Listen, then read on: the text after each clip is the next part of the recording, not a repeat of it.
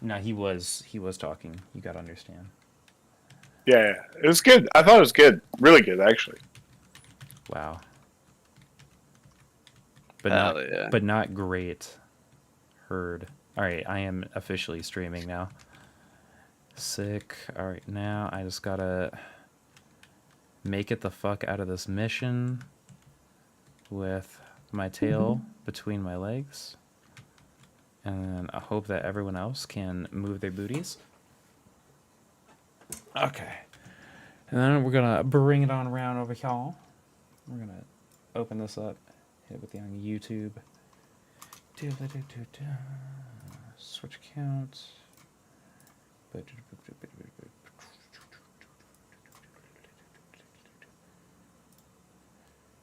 Go live. All right.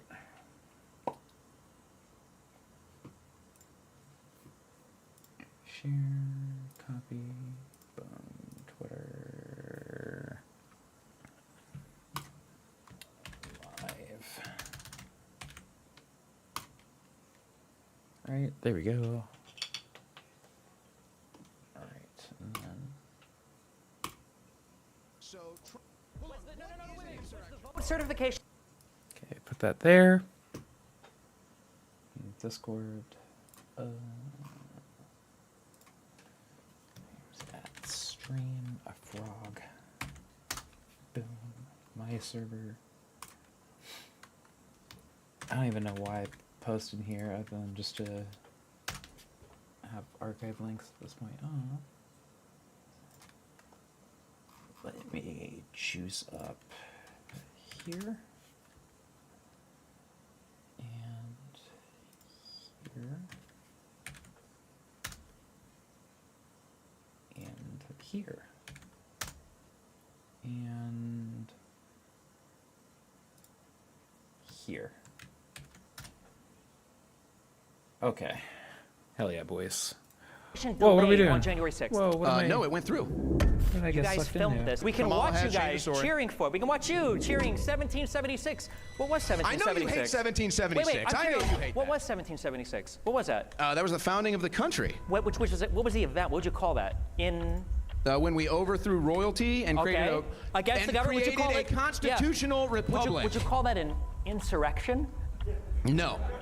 This is your Democrat voter, right here. Nobody wants to be a part of this psychotic movement anymore. A Nobody. psychotic movement when you guys Yes, clearly psychotic. tried. You You guys want to trans invaded the kids. Capitol. Your side believes in trans who kids. wants to Your trans side kids? wants to pay for trans. I was thinking about voters making to bingo prison. cards, You guys Your man. don't even side acknowledge lets in what 10 you've million done. Should we? illegal immigrants. Your my side starts God. wars all over the world. Our side is the party of No? sanity Okay. and the party of common sense. And if you can't see that in this debate, then you're never going to see it. You're never gonna. The party of sanity is the party that doesn't believe in dinosaurs. Not gonna lie, and we create I hurricanes. What are you rewatched talking the about? video Do you believe in of dinosaurs? him versus John Doyle last night with a friend of mine, and my friend was like, "Holy fuck! I don't know why you like this Destiny guy. He's like actually retarded." And honestly, like, to be fair, after rewatching it, I don't think he did that great. Against who? John Doyle, How recently was that? couple weeks. Here, hold on. Let me get out of this. We don't have to mission. watch it, but I'm just saying, like, I mean, I can I'm go. trying to be less cocksucky of Destiny. Want to actually, like, I'm What gonna was be the critical. what was the topics for that one? I don't know if I watched that one or not. I might have. Same shit as always, Was he just like another Trumper guy? pretty much. Was it in a Twitter space? No, it was on Uncensored America. Oh, that debate. I thought he did pretty alright. It was just the Q&A was kind of cucked. Yeah, that one was. It was very forgettable. I'll give you that. Yeah, I Where do you mean, think he it- wasn't there. This is dinosaurs. Wait, do what are you talking about do you dinosaurs? think the dinosaurs do you ever play roam with the earth? dinosaur Do toys? you think the Why dinosaurs? do you bring this up? Do you think the dinosaurs Is that ever a roam the dinosaur earth? on your necklace right there? What do you is ever that? think? Do you think the dinosaurs roam the earth? I'm not here to talk about dinosaurs. Dinosaurs. Okay. So I've written out a whole opening speech here, but then I realized that MAGA conservatives don't really care about facts, so I figured I'd just keep it short and simple so we can get to the crossfire section. I think the argument for Kamala over Trump is pretty simple.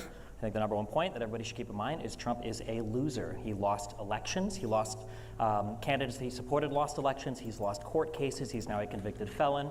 He has lost 2, almost 3 wives. We'll see what Melania does after the current election season ends. He has lost businesses. He's filed bankruptcies. He's basically lost in every single way that you can conceive a person could lose. He's lost as a leader. He wasn't able to pass any legislation. He wasn't able to do anything about the ACA, just like Sean's not able to do anything about this mic feedback. He's working on it. Yeah, just Trump is just, even if you support the policies ostensibly that Trump stands for, although that might change from one day to the next, he might come into office saying that he wants to destroy the ACA, fail to do that, and then now try to take credit for pre-existing conditions or price capping insulin. Even if you support him for whatever policies he says he does support, he's not the guy to do it. He couldn't do it when he was in office for 4 years. I don't know why we think he would do it in another 4 years. I always thought that the funniest slogan that Donald Trump had was using "Make America Great Again" the second time he ran for office. What happened? I think that Kamala Harris is a winner. People might try to say that she slept her way to the top or make other weird accusations of nepotism, like what plagued Trump's administration. But the reality is, Kamala Harris got elected not once, not twice, not 3 times, 4 or 5 times if you count her being on the VP ticket. She won her election for a district attorney in San Francisco. She won 2 elections for attorney general in California. She was elected the junior senator of California, and she was the vice president on the ticket with Biden. So the difference is clear. Trump takes absolutely no accountability for any of his actions, and the people around him know that they have no accountability for any of his actions. When Donald Trump does a crime, what does he say? He says the judges are biased against me. Well, he's doing it now too. He's not saying any like good stuff that makes. He's not saying anything like good about Kamala. All he's saying is like she got elected before, and that's not.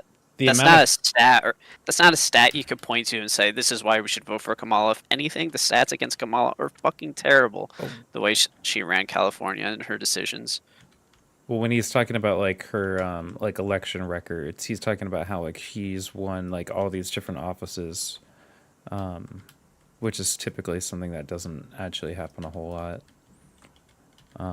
You're really quiet. I'm sorry. Yeah, sorry. It's just yeah, like the reason he's bringing up her track record is because for a lot of it like her having won like elections and all these different various like offices is kind of like impressive. It's not something that's like typically seen in politics where like someone is winning all these different elections for all these different like unique offices. Yeah, I get why he's doing it, but I'm saying like if she serves so many terms, what does she have to show for it? Bring some of that shit up. I guess that's kind of true. I mean, he might there is nothing because Kamala, like I get Trump's corrupt or whatever, but that doesn't mean we just need to suck up Kamala. Kamala has like fucking, she's literally helped the cog of the corruption in California, like this Democrat machine where they impose policies like these bottle returns where they end up making private businesses that are friends of these fucking Democrats profit so much fucking money because the way that they have it work is like they have like the government facilities that they where you can return these 50-cent bottle returns to, and that's where you get your full refund. But there's only like 3 of them in the entirety of California, and they're a pain in the ass to get into. Like you need appointments and shit. While there's private corporations that will take your bottles, but only for like 25 cents. Like there's also with shit of corruption with like allowing certain businesses to stay up to 4 a.m. to drink. Is that part of the literally DOJ? take Or like is that part of like her like thing? the stuff that's directly part of her thing is literally just letting crime run rampant. I thought and she was her like, super involvement in tough pushing on crime. policies that are lining up the pockets of people instead of like actually enforcing change. I know that like she was kind of like private prison, and she was definitely like for having like longer sentences for like weed charges as opposed to shorter. Yeah, but she's also like decriminalized quite a bit of like shit. Like people aren't facing consequences like they need to. Like crime is rampant. Hmm. and it's going unchecked. Like, she has a lot to answer for. Like, just because I'm voting for her doesn't mean, like, I fucking love her. In fact, I think she's pretty fucking awful. Okay. And I mean, do you think Destiny might feel similar or no? Do you think he's like, oh, Pucker is super stoked on her? Or is it just like a lesser of two evil type option that he's like kind of like It's a lesser advocating of two for? it's a lesser than two evils type of thing, and I agree, but it's like you can't sit there and simp for Kamala so much. There's no facts that he can give out that are even like remotely great for the Biden administration period. Well, is he really simping While for Kamala? Like I haven't no, really seen him be he's like. more, but that's what I'm saying. Like he's trying to deflect. Sorry, I'm so fucking cold. He's trying to deflect like I don't know. You'll see. Like there's not a single good like stat If that your critique is that he keeps trying to move the conversation on the Trump, his ideology is that like not enough people even like really know the basic facts about Trump, like much less the detailed stuff about him. Whereas like with Kamala, what faults she has like pale in comparison to the stuff about Trump.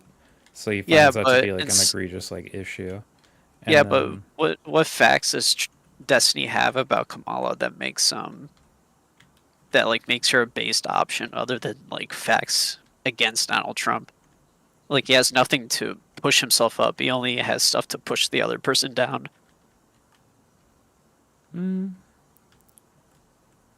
let's go through it and maybe we'll hear different. Maybe you're right. I bet you in his opening statement he's not going to mention a single statistic that Kamala or Joe Biden as the administration have done to like benefit the country in a meaningful way. Ooh, that's a bold bet. All right. Yeah, I know I'll the put my opening. I remember the opening statements were kind of long. We're gonna get through it. he didn't mention anything about For 4 years. facts. I don't know why we think he would do it in another 4 years. I always thought that the funniest slogan And that I just Donald Trump wanna had was using "Make America Great Again" the sure I have second time context he for ran where for I'm at. office. What happened? I think that Kamala Harris is a winner. People might try to say that she slept her way to the top or make other weird accusations of nepotism, like what plagued Trump's administration. But the reality is, Kamala Harris got elected not once, not twice, not 3 times, 4 or 5 times if you count her being on the VP ticket. She won her election for a district attorney in San Francisco. She won 2 elections for attorney general in California. She was elected the junior senator of California, and she was the vice president on the ticket with Biden. So the difference is clear. Trump takes absolutely no accountability for any of his actions, and the people around him know that they have no accountability for any of his actions. When Donald Trump does a crime, what does he say? He says the judges are biased against me in every state court, in all the federal court. He says that I what's need up, Frank? immunity from criminal activity Let's because I go, can't be dude. prosecuted for it. I'm the Watching president. this Destiny He versus apparently Owen believes he can Schroyer psychically debate. declassify documents Yes, so he can sir. avoid responsibility for hiding stuff in his shoddy residence in Mar-a-Lago. There is just zero accountability anywhere. When you look at Trump and you say, why did you fail as a leader? Well, it was because of the swamp. Look at all those people I had to fire. Dude, you hired them. You can't take credit for firing people that were part of your cabinet. These are your picks. And again, to return to the first point, I have a what's thought. going to change this time? Is Hold he on, gonna- wait. I have a thought though, Rick. Because it seems like the argument. It seems like the argument style for most of these debates has kind of been like, how can I shit on your other guy, right?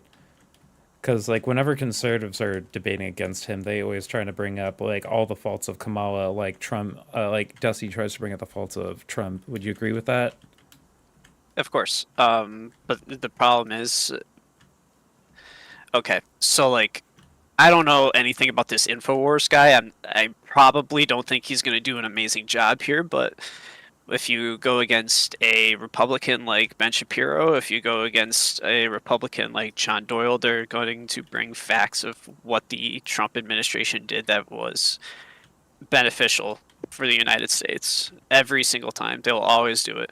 And I've never once in any debate seen Destiny go like, yeah, the Biden administration did X, X, and Y, and it was super beneficial because of this. Like, it's nothing that affects like the normal person.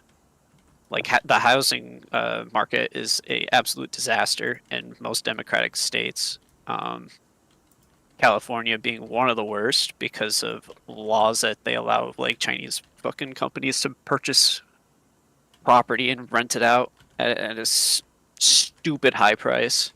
Like I don't know. Call him gay.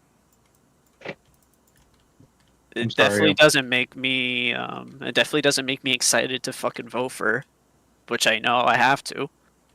Brr, fuck, I'm so cold. How you guys doing? Doing all right. I kind of came back for vacation. I'm a little crunk right now. Oh hell yeah! What do you mean you Sir. kinda came back from vacation? Are you like still I- on vacation, but kinda? No, I just like landed today, and I just got back on Discord. Oh, okay, nice. Welcome Okay, back, brother. I went to Portugal. It was fun, and I just drank a whole bottle of Pastel de Nat cream liquor from Portugal, which is delicious. I couldn't stop till the bottle was finished. Based. So yeah, I just came to say hello. I'll Nice. let you guys go on your fight brain. Okay. Shit, Yeah, I'm a no little too problem. drunk for it. Thanks but for stopping in. I love you. yes, sir. Love you too. Take care, guys. Take care. Bye Gotta bye. give him that hook too. That hawk. Whoa. Peace. Yep, peace. I mean, you know what? I'll even say this. When was the last time that Destiny gave out a statistic about a policy that Trump pushed that was ineffective or was bad or anything like that? Because it's all just been like felony this, felony that, which is, I agree, warranted. Could have sworn. But it's like that's the only thing he's argued against. So now it's like an those Twitter emotional. debates. But I gotta go over all of Maybe? this. I haven't finished them all. Maybe, but I feel like right now when it comes to like the best of these conservatives versus like the best of Destiny lately, it's been emotional versus like facts. Because it's he got way too comfortable with saying like leaning back on the January 6th stuff. That's fair. When he does bring up like the valid critiques of like the failures of Trump when it comes to policy, though, do you think that those like failures kind of outweigh this like the positives Well, that conservatives bring up? He didn't do that yet. Well, not yet. This is Said like he the brought opening. up that Trump was divorced 3 times. Like, who the But- fuck cares? For example, like when conservatives like try to bring up like good stats like about like Trump and the economy or whatever, and then he claps with like some shit about how like Trump flubbed on immigration.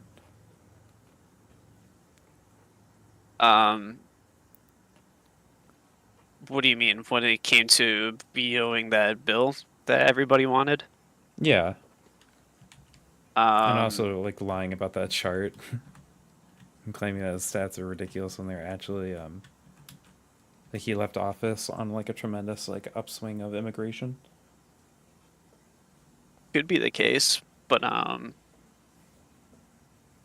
don't remember any time recently where Destiny brought up facts like that, which is what I'm saying like is a problem. Yeah, he does it more in like these dumb Twitter spaces where nothing matters. At least what I've seen lately, like what I've been listening to passively at work, Like- is some of these Twitter like, think spaces about- talking with like conservatives, like like doing call-ins basically, and I'll like bring up And stats to like the nobody nerds, but when it comes to like the stage stuff, that's where he does like the more performative Yeah, he's shit. like, what stat did he give out about Trump right in his opening? That's like, when Trump was in office, this went down. When Trump was in office, this went up, and that's bad. He cucked these policies. He did this. He did that. Like, this is like, he's a felon. He got divorced 3 times. Half of this country lives under a delusion. Like, it's all like soy emotionally charged arguments. You could like, I agree that it's true, but like they're emotionally charged, and it's just it's dumb. It's fucking dumb. Well, He could do better. I know he can do better. Yeah, you're dumb. true based. magically get rid of the swamp now. We've Right, been at doing the it for 30 years. minute You're supposed to mark, believe I'm you can do gonna it for make more. some Even if you're a food conservative, and not why would die you of think that Donald starvation. Trump is the guy that's going to get the job done Oh. for you? Kamala Harris is accountable. Not only did she rise through the ranks and win elections on her own, by her own merit, not through any weird conspiratorial nonsense, not through any crazy MAGA movement, not by partnering up with creepy weirdo billionaires like Elon Musk, but by winning her elections and doing a good job. You can also see that the Democratic Party holds their own accountable, and they have a wide tent of voters that they draw from that they have to maintain their accountability to, as opposed to Trump's camp that is dwindling by the day. Who we can go to the people who support Trump. Maybe that'll come up at some point here. No one around Trump vouches for him. Where is Pence? How do you have a president who was the president of the United States with a vice president who's not running with the same vice president? What happened to him? Well, what happened to him was Trump was kind of hoping he would get killed on January 6th. He sat there and he watched on TV for 3 hours while people like Owen cheered others going into the Capitol, rioting, delaying the certification of the vote. He sat there and he watched it happen. He tweeted out that Pence failed us while Pence was in a bunker underneath the Capitol, saying that he didn't want to leave the Capitol because he didn't want rioters and people around the world to see that the American election, that the American transfer of power had been disrupted by a bunch of MAGA sycophants. The comments of even the people that are considered Trump's most ardent supporters today are comments that would get you laughed at if you made them as a leftist, right? You have a bunch of other comments. Elon Musk called Trump a stone-cold loser when he refused to say that he lost the 2020 election. Vance has a number of quotes about Trump. He wasn't sure if he was I think just a Nixon-type character or if he was going to be America's Hitler. These are statements from his own current vice presidential running mate, because he can't use Pence again because Pence hates him. Again, this is his vice president. Mark Milley referred to Donald Trump as a fascist. You've got all these people in his administration that were thought to have been the biggest supporters of Trump, people that others were worried about, like Bill Barr, who resigned from the administration with weeks to go before the transfer of power because they couldn't stand him trying to weaponize the Department of Justice so much. And then you look on the other side, and you've got Kamala Harris, who has support all the way from Cheney to AOC, from the United Auto Workers to Taylor Swift. There's no comparison to be made between what people around these people are saying. There's no other industry where you would say, oh, that guy, his boss hates him and all of his coworkers hate him and everybody that worked with before hates him, but this time he's going to have a whole new set of employees. He's going to have a whole new boss, a whole new organization. It'll be way better this time, I promise. You would never give anybody that kind of chance. Trump is a scammer. Why would you want to, like, this guy who's running for office is selling you pieces of how many suits? How many fucking suits does this guy own? That he can sell you like so many different slices of them. Jesus Christ. $5,000 suit pieces. My God. I mean, at least he's big enough now that I guess he's got a lot of suit pieces to sell. That's not including the $100,000 gold watches. You know what it is, man? It's the pills. $3,500 gold coins, the $100 silver coins, told this you, whole new he's crypto not- scam that he started he's where doing him and his cronies exactly have what he said 70% he of would the It's the initial pills, coin pool. bro. If you He's gotta don't get off know, the you'll learn meds. in the future, because it's No, coming he up for needs the IPO for this to, coin. That's like, called a rug pull, my figure some friend. shit out. That coin is going to come out, You know and what, the price like, on that yeah. is going to go up My and friend then yesterday super opened down up as my everybody that iPod buys in to that shit. gets we were scammed. like, we and went loses. on, we had like hours long debate, like almost like 4.5 hours debating each other over this, and like he showed me a lot of shit. All right. So I don't know. I'm gonna be a lot more fucking critical of Mr. Destiny from now on. Is it finally time? Do you think he's finally falling off, man? You think that's what it is? All right. All their money. Yeah. I guess Oh, an analogy shit. for all the Trump Actually, supporters though. that I guess exist today. Uh-oh. Trump has no policies. We don't get to have policy debate in the United States anymore because instead we're talking about fictitious hurricane machines that are being spun up so that Biden or Harris can steal the lithium deposits from North Carolina. We don't get to talk about how Roy Cooper and Kemp and McMaster and DeSantis all said, DeSantis called me. He already called me. The federal government's doing everything they can do. Instead, you've got people that are fighting with FEMA now outside their houses because they don't trust the government response. And then you've got Donald Trump on TV saying that he would withhold aid from states like California if they don't play ball with him, they don't play politics with him. It's insane. Every accusation that the Conservative Party makes is a confession to their own amoral behavior, and you can see it on TV. These aren't even things that we have to dig for. You can just watch what they say openly. And you know what? This is something that my friend brought up. If your state asks for, if they get their little share of the pay, right? And they ask for $100 million that can solve their homelessness problem, and nothing gets done with that $100 million. You know what? I would threaten to withhold their funding too. Makes sense to me. Like, yo, we gave you $100 million. What did you do with it? Rough. Wait, sorry, one more time for me. What was the first bit of it? Fuck, damn it. Does it not make sense if you're giving a state $100 million for whatever project that they want to do, whether it's solving homelessness or whatever, and they do absolutely nothing with that? The things that they're bringing in aren't working, or seemingly being pushed off or delayed or whatever fucking bullshit that's happening in California right now. Don't you think it's fair for the president to be like, yo, what are you doing? You need to start using the money that we gave this to you, like, in a responsible way. I don't know if it's. I hear what you're saying, but I don't know if it's necessarily the president's like place though to individually like command and delegate like what states do with like federal funding. It's kind of like why the governors are supposed to be like doing their job. No? Yeah, that's the problem. They're not, I guess. And so like it's kind of like a pickle though, because like I hear what you're saying, but like I said, I don't know if it's necessarily actually the president's job to do that though. I don't know if he really It is. might be, actually. We can look into that. I mean, I'd be down. Here,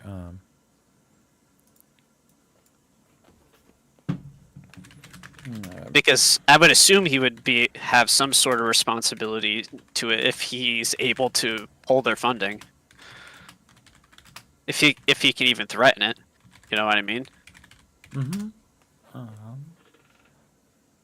No, the president cannot dictate what a state does with federal funding. This is AI though. Okay, let's see. Constitution.org. All right. But can they pull it?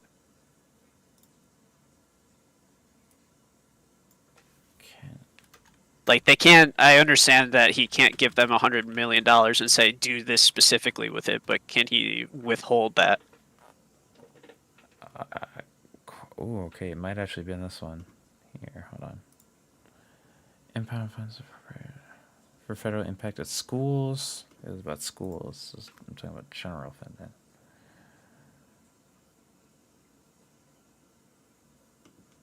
Looks like Congress can do it, but I don't know if the president can. Constitutional limits on Congress's spending power. Spending causes the U.S. Congress broad power to authorize spending for the general welfare and necessary proper clause on funding conditions. Clear notice. Okay, wait, hold on. Is any of this actually relevant to what we're talking about before I dive headfirst into this?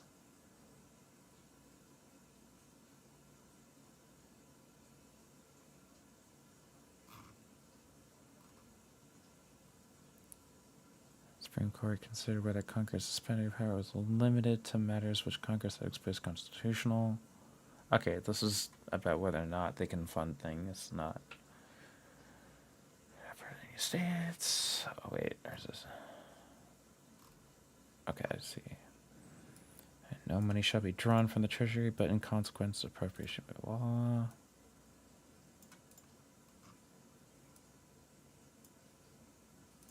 Congress clearly has the power to specify objects, amounts, timing of federal spending. So Congress can be like, "Hey, spend your money," but I don't know if the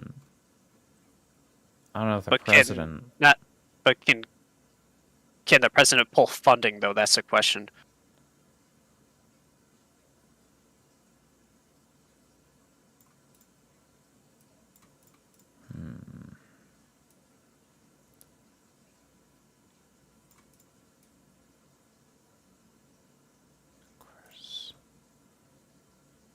Okay, hold on. Moreover, despite clause. Because it is federal funding, right? Like, Yeah.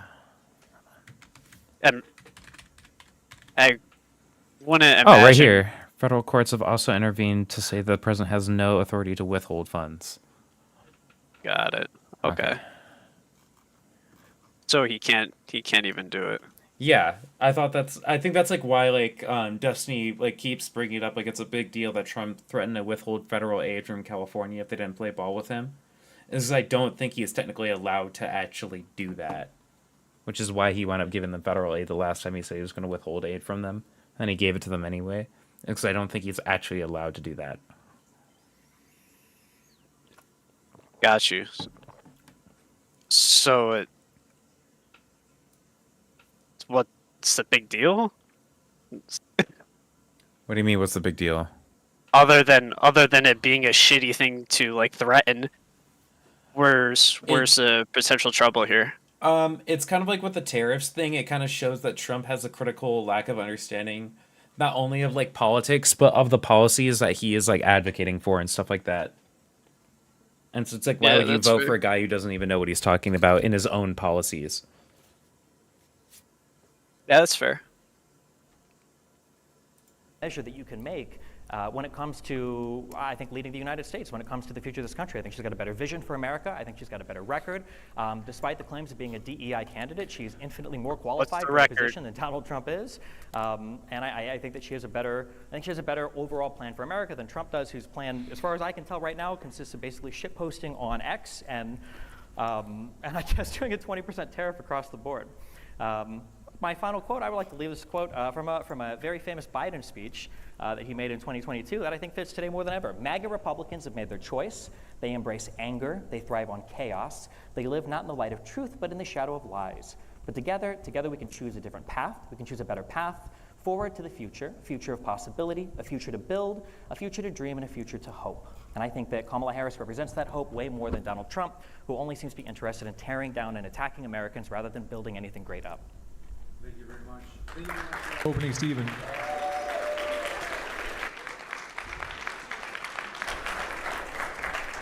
We'll kick it over to Owen. Thank you very much. The floor is all yours now, Owen, for 7 minutes for your opening.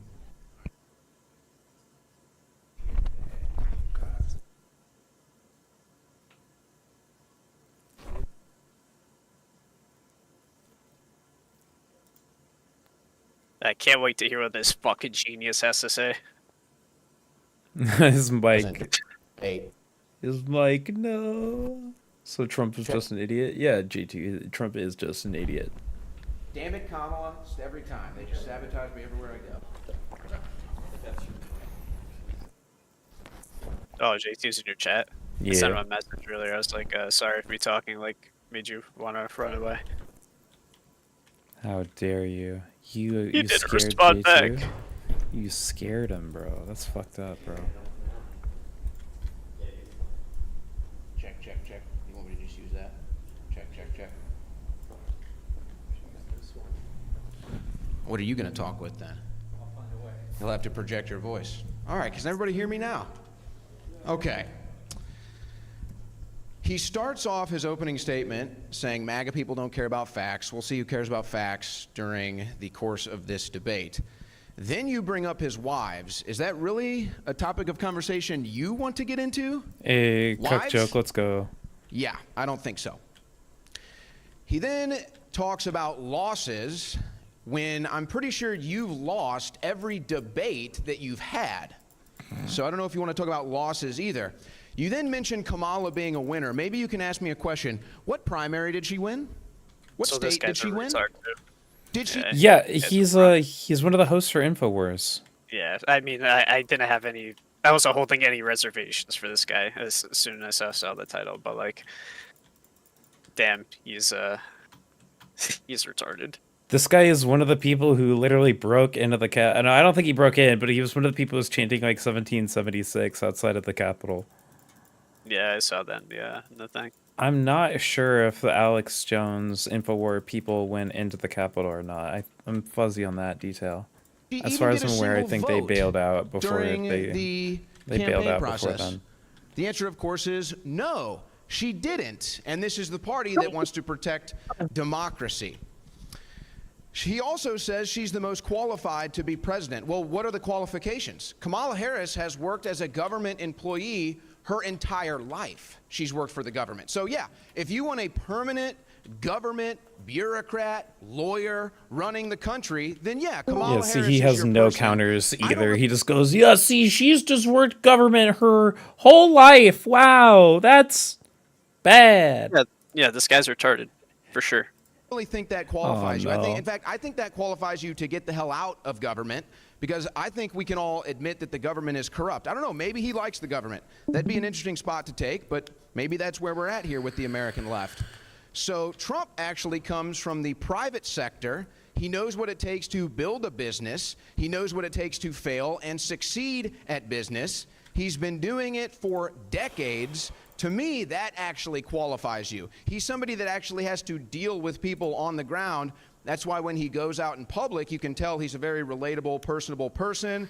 When people like Kamala Harris or Tim Walz go out, they have to force it, and it's really quite an embarrassment. We have a rare election. We've had 4 years of a Trump presidency, and we've had 4 years of a Biden and Kamala Harris presidency, and the results are in. You ask anybody who's fair and neutral and not politicized, and they will tell you their life has been better under Donald Trump. The economy was better. Disaster response was better. We started no new foreign wars. It's amazing. The American left used to be anti-war. When George Bush was in office, when Dick Cheney was in office, when John McCain was involved in politics, they were all anti-war. And by the way, they would have called those individuals war criminals. Now they beg for their endorsement, and they celebrate when they get it. They don't even know where they are anymore. So I'll take no more wars. I'll take a secure border. I'll take a booming economy any day over whatever the hell we've had for the last 4 years with Biden-Harris, where the whole thing was just a fraud anyway. Now it's coming out that these two never even got along to begin with. To say the MAGA movement is dying is to just deny reality. To say support is dwindling is to just deny the reality of the situation. Trump is actually doing better in the polls now than he did in 2020 or 2016 or any point in the 2024 election cycle. In fact, if you want to talk about poll numbers, Kamala Harris had the lowest approval rating of any vice president in American history. And they even wrote stories in left-wing publications that the Biden team was thinking about removing Kamala Harris from the vice presidency because her approval ratings were so low. But as soon as the media says jump and support Kamala, they all get on board, just like that. Now, there's a couple misrepresentations in some things he just said. First of all, my activity on January 6th, and I'm sure he's well aware of this, or he just didn't do the research. I was not encouraging people to go into the building. I am, in fact, on video telling people not to go into the building and steering people away from the Capitol. So that's the fact of that. But let's just put something into perspective. The American left loves to pretend like they're the anti-establishment, yet here they are supporting the lifelong government presidential candidate. They love to pretend like they're the freedom warriors, yet he's going to attack me because I've been attacked by the government. Yes, that's right. I was put in prison for my government speech. Okay, I was yeah. censored all across the internet for my speech. So Sure, if there man. is a freedom fighter on this stage, it's me, not him. Holy Then- moly. what a Chad, man. Then- Wow. He says hurricane machines. Another misrepresentation that comes right out of the mouth of the mainstream media. Are you denying that there are weather modification programs? Okay. Of course there are. There are multiple patents for weather modification. I've even attended government hearings. This is hilarious. After the show, I'll share all of this with you. I have attended government hearings in the state of Texas, the Texas Weather Modification Program. That is a government program. Anybody can go to these meetings. I went and I recorded it live. You can pull it up on YouTube right now. I even know they even publish the chemicals they spray. Lithium, barium, aluminum, amongst others. Bill Gates goes out and talks about how we can blot out the sun to stop global warming. They've done mainstream news hits like on CBS with Professor Kariakou about weather machines. China has giant weather machines where they pump water vapor into the atmosphere to cause rain. What the This hell? is Yeah, this guy's public on some information. shit. This isn't up for debate. And you notice how he hangs his head when I Maybe talk that's about true. this. So here we are again. Well, what, they got weather machines? No. Yep. Like, Should we check this it out? This is public information. I want to see if it's public information. Okay, here, hold on. Oh, fuck, you can't see it. You can't see it like that. What if it is? What if this has been going on this whole time? Government In China. controlled weather machines in China. The Beijing Weather Modification Office form a part of China's nationwide weather control effort, believed to be the world's largest, employs 37,000 people nationwide, who seed clouds by firing rockets and shells loaded with silver iodide into them. Oh my fucking god. I mean, okay, no, because now you got me curious. Wikipedia.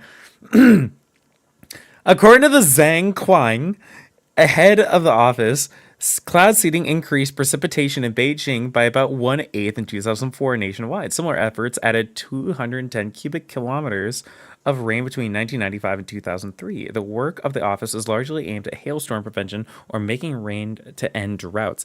They have also induced precipitation for purposes of firefighting or counteracting the effects of severe dust storms, as they did in the aftermath of one storm in April 2006, which dropped 300,000 tons of dust and sand onto a city, and it was believed to have been one of the largest in 5 years. What the fuck?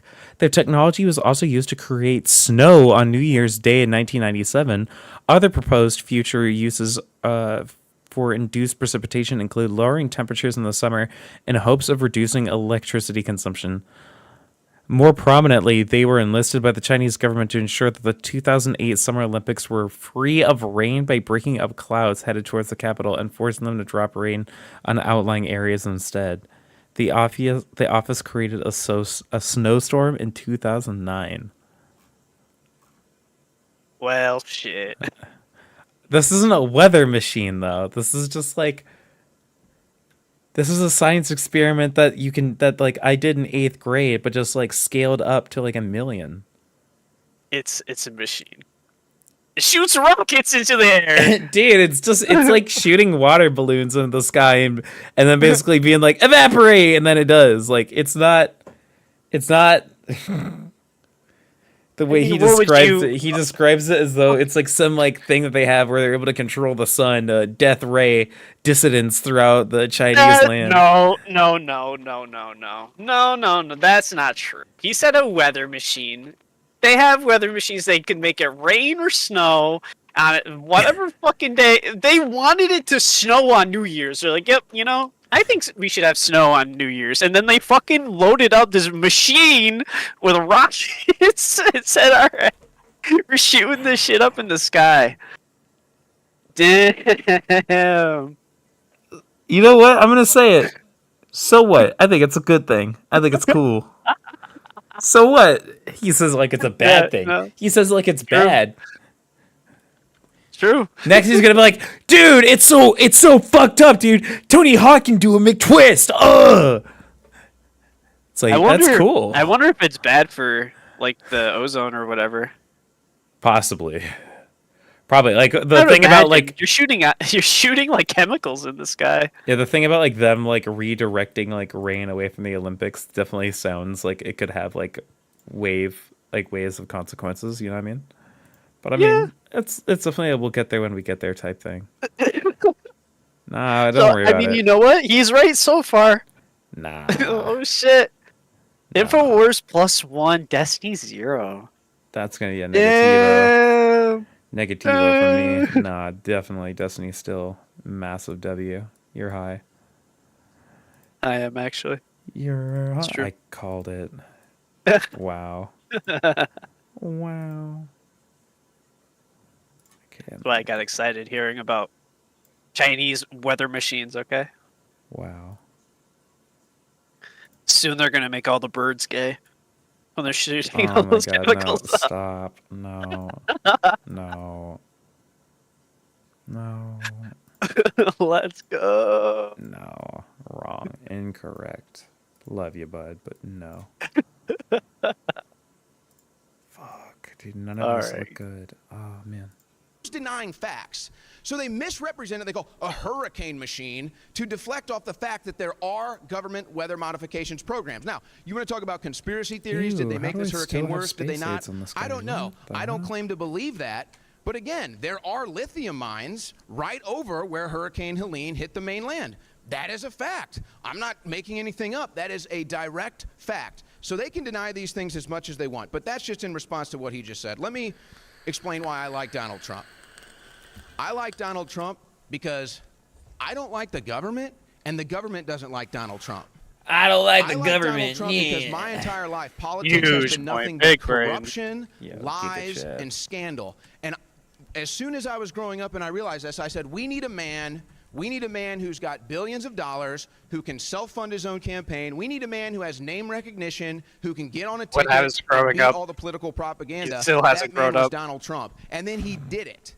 He did it in 2016. He did it in 2020 when they stole it, and he's going to do it again in 2024. So yeah, when I see the entire corrupt government coming after one man, when I see them trying to shoot him in the head and kill him, yeah, that's total confirmation that he is the right guy. Now, I'm not here to tell you he's perfect. I'm not here to tell you I agree with all of his policies. I just know he's a man who's not controlled like most of our politicians. He's going to put America first, unlike any of our politicians in my life, and he already has a track record of making this country better. The mainstream media is corrupt. They hate Donald Trump. The government establishment is corrupt. They hate Donald Trump. So when the enemies of America are going after him, I think that's proof positive that he is the candidate we need. But if you don't want to go down those lines, we have a 4-year track record of Trump. We have a 4-year track record of Harris, and I think enough has been seen. Not a fair comparison, but Yeah, we don't like the government so much, and just don't participate. No one's forced to get anybody. You don't have to vote for anybody. You don't have to run for any offices. Just, I don't know, fuck off to the corner and be sad and mad. The audio, no.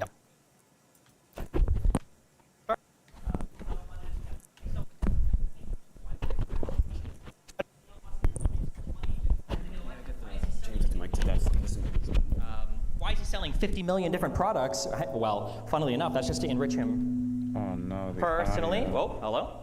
I guess those are just for personal enrichment, because actually when you go on those websites and you look and you see for any of the things that he, here, this is how feedback. hard could it be to For any of get the, 2 products that he's fucking selling, mics? all of those explicitly are It's a marketed just for him college. personally. They say they have nothing to do with the any kind of election campaigns really at all. have a whole lot of Again, if you don't funding believe me, for this just go kind to of the sites. shit. Google Trump watches, Trump sneakers, Trump That's suits, probably Trump Owen NFTs, Trump chart. crypto, whatever. All All of them you will say need. they're not associated with the campaign. So I guess he's just personally enriching himself off of his election run. That doesn't sound not corrupt to me, but okay.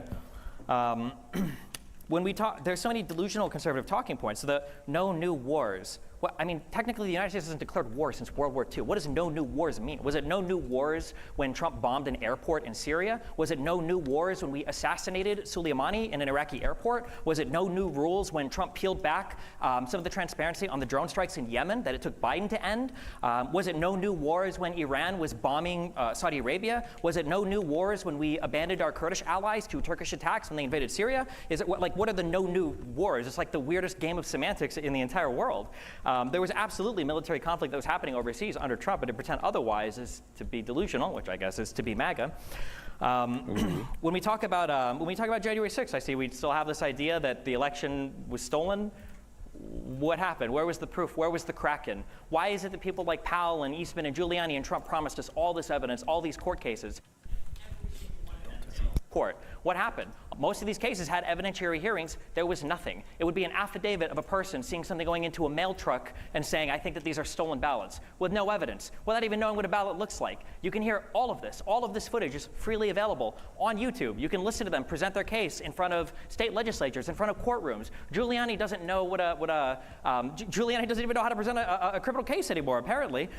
You can listen to Giuliani when they were presenting it in front of the Georgia court, when they were talking about the State Farm videos, and they were talking about the ballots pulled underneath the from underneath the table with the cloth over it. I think half the people in here probably still believe that those videos showed something. They don't. 4 hours later, Gabriel Sterling literally showed the 20-minute cut from those videos where you could see that the ballots were just put right underneath the tables and then taken right out as they were told to continue counting because there were so many ballots that came in. Every single one of these weird conspiracies about election fraud, all of them were debunked within hours of them coming out. People still believe them. People still spread them. Because remember, when the truth isn't good enough for a person to make money on, they have to sell you a lie, which is what Trump's campaign is all about. It's about lie after lie after lie. Nobody up here is talking about whether or not cloud seeding is real. Nobody here is talking about whether or not you might be able to influence the amount of precipitation a place receives. People are talking about the conspiracy that you are alluding to, even though you're trying to be tricky and pretend you're not, that the government was creating hurricanes to steal lithium. See, yeah, this is what I'm talking from about. Yeah, itself. see, I it's don't like know, what Owen the- was I don't even framing know it in a what the- way the where it's like, ooh, conspiracy this is here. bad. Like if the government is so powerful that they can create hurricanes that I guess got degraded into a Cat 3. I don't know. Maybe they didn't have funding for the hurricane machine. I guess.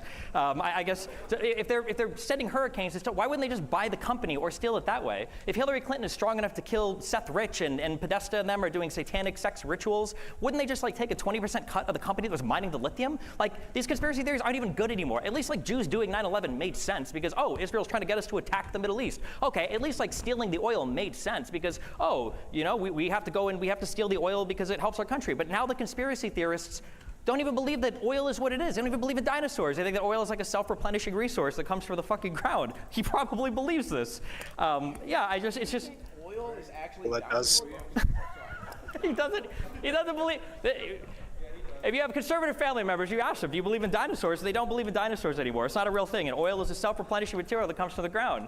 Donald Trump tried to steal the election on January 6th. He created fake slates of electors. Every time you guys go to vote for president, you vote for the electors, and then they fill out their vote, and then the governors on December 14th, they say, okay, cool, we see the vote, we're sending it to Congress. Donald Trump had like 79 different electors attest to being the actual electors. In Michigan, these guys talked about let's hide in the basement of the Capitol, and then we'll come upstairs and we'll fill out our certificate on December 14th to make it more legitimate. He had these. These are made. You can go online. You can Google them. You can look at them. They are fake slates of electors with people that perjured themselves. There's a reason why Giuliani is now disbarred. Sidney Powell is now disbarred. Eastman is facing disbarment. Donald Trump has 34 felony convictions. He's facing 3 other cases, and his only defense is I need to have criminal immunity for all of my behavior.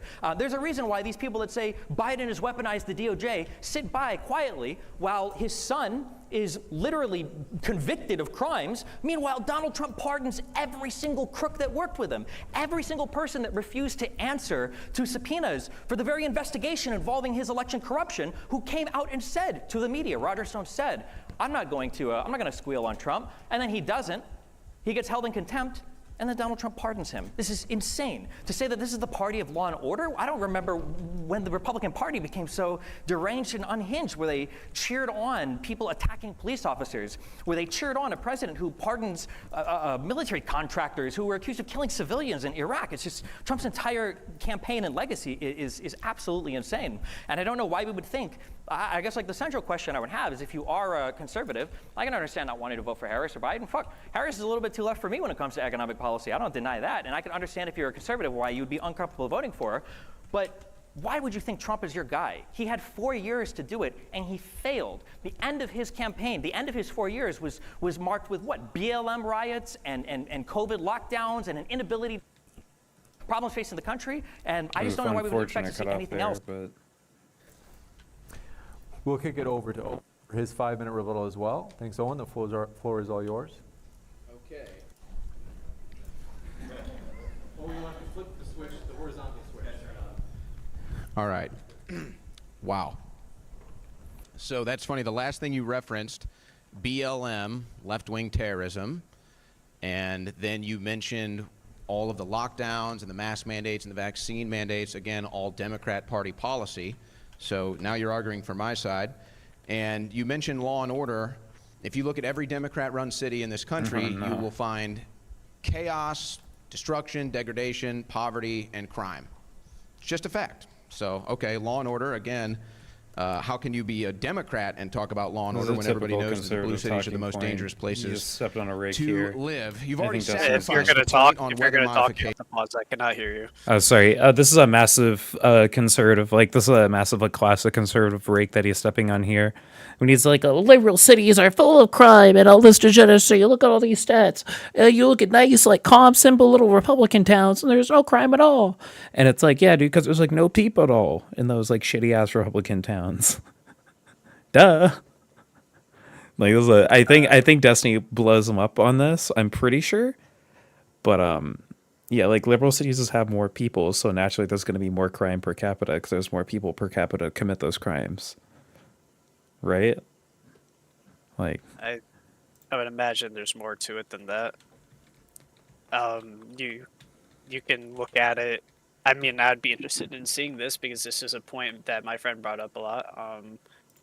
If that's a case where it's a smaller population of people in a city, well, if your argument is, oh, there's more people, of course there's going to be more crimes, then maybe we should look at the proportionality between the populace and people who are criminals. And if it's similar, then yeah, you have a point. But if it's not similar at all, then your argument's kind of kaput. Here, let's it's like, so it would be like people in jail, or like I don't even know, how do we? I would say, in San Francisco is not even a good representation of it because they decriminalized a lot of crime. So people aren't getting convicted for stuff that they should be getting convicted for in the first place. Maybe like Chicago, maybe? A Chicago crime rate compared to the populace or some shit. Like,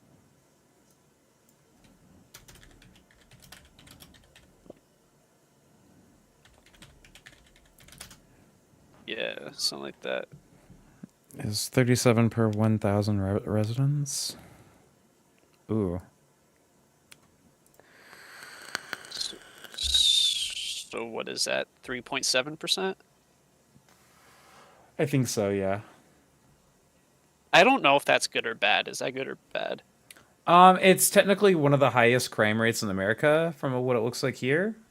So this may not be a good example either, but I mean, just for shits and giggles, look up Houston, Texas.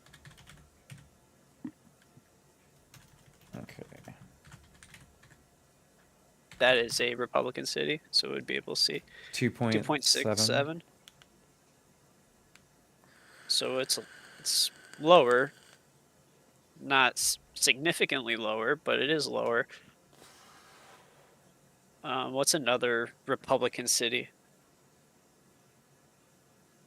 Florida, Tampa, Florida. Oh no, Tampa's a pretty shitty part of Florida, buddy. Well, that's a major city that I'm 497 violent crimes per 100,000 people. Homicide of 11 per thousand. Is the oh okay? Well, never mind. Looks like we've been doing. no, looks like that's not the case. Looks like they're doing pretty good. Well. So I don't know. There is a point to that. Like I can't name. Like New York, I'm assuming I would assume is pretty fucking high too.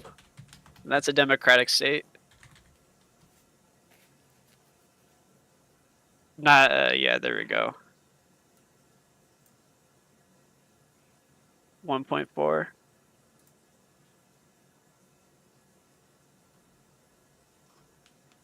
Yikes. Oh, it's 14.1 per 1,000. So what would that be? So 1.4. Oh, okay. Okay, yeah. That's not bad. I mean, like that's pretty high considering the amount of people are in that are in New York City. I think it's not a big place. I think it's that the crimes that happen in New York are just so fucking crazy. That's why you hear about them. Yeah, maybe. Or it's like popular. You know what I mean? It's like the media city. True. Every movie's in fucking New York. Like every superhero movie, like every like crime movie, it's always New York. So Or LA. Or LA, yeah. So I don't know, like that kind of defeats your argument a little bit, right? 27 per 1,000 residents. Well, I mean, because I'm not talking about like major conservative cities, because I think even Owen Schroyer would argue to a degree that even cities like Houston and Tampa have like. I think we're talking about like Republican states and cities compared to like Democratic states and cities. I mean, yeah, and so when Destiny is making that comparison, he's talking about like states like the Bible Belt that don't even like have major cities, that don't actually like economically like federally contribute that much to like the rest of the country, and they just kind of wind up like whelping up like a lot of the resources. You know, Maybe. like I mean, okay, there's democratic states that are like that too. I mean, shit. Curious, what's Ohio versus Alabama? Oh, what's even a city in Ohio? well, see, this is the problem is that we're looking at versus population, but we're not actually looking at the population though. It's just like a Yeah, percentage. but that's not. We don't care about the population though. But That's the thing. But that's Because the we're whole talking about counter argument. proportionality. But that's the counter argument that it gets thrown out is like when Owen says like all these liberal cities is this and you go like, well, what about all these like Republican tiny towns that are just leeching off society and are just like welts? Okay, but your argument was essentially like the black crime argument, where yes, because there's more white people, that means that more white people are going to be arrested for crimes. Like your argument was there's more people in these cities, so of course there's going to be more crimes, when his argument is proportionality. Like more of the populace on this average do more crime than anywhere else. So you either want to look at the top examples of like the top Democratic state cities and the top Republican state cities, or you could even look at the lowest, because if you're going to say, oh, these shithole states that don't even contribute to anything, then let's look at shitholes like contribute to nothing Democratic states, and then we can compare those two as well, like Alabama and Ohio. Is Ohio a Democrat state? Oh no. Is it? I don't know. I think Ohio. I have no fucking clue. I thought it's a swing state. And that very well could be. Oh, swing state. Okay. Yeah. Is Washington one account? Washington's a big fucking state. What's a Democratic state? I can't even think of one.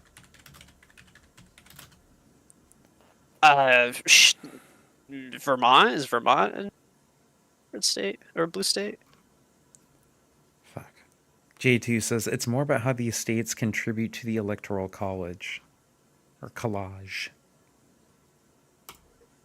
Yeah, I rewind If that's it 'cause I their don't argument, that's fine. But I'm countering Bobby B's argument here. I'm fighting him and put on my boxing gloves. Well, because I think he is talking about like. Okay, here. Let's rewind this a little bit. Let's see what Sure. it says. Bro, dude, these mics are fucking cursed, All right. bro. Wow. Feels bad. So Is this a that's kind of the show or last thing something? You Like- referenced BLM, left-wing terrorism, and then you mentioned all of the lockdowns and the mask mandates and the vaccine mandates. Again, all Democrat Party policy. So now you're arguing for my side. And you mentioned law and order. If you look at every Democrat-run city in this country, you will find chaos, destruction, degradation, poverty, and crime.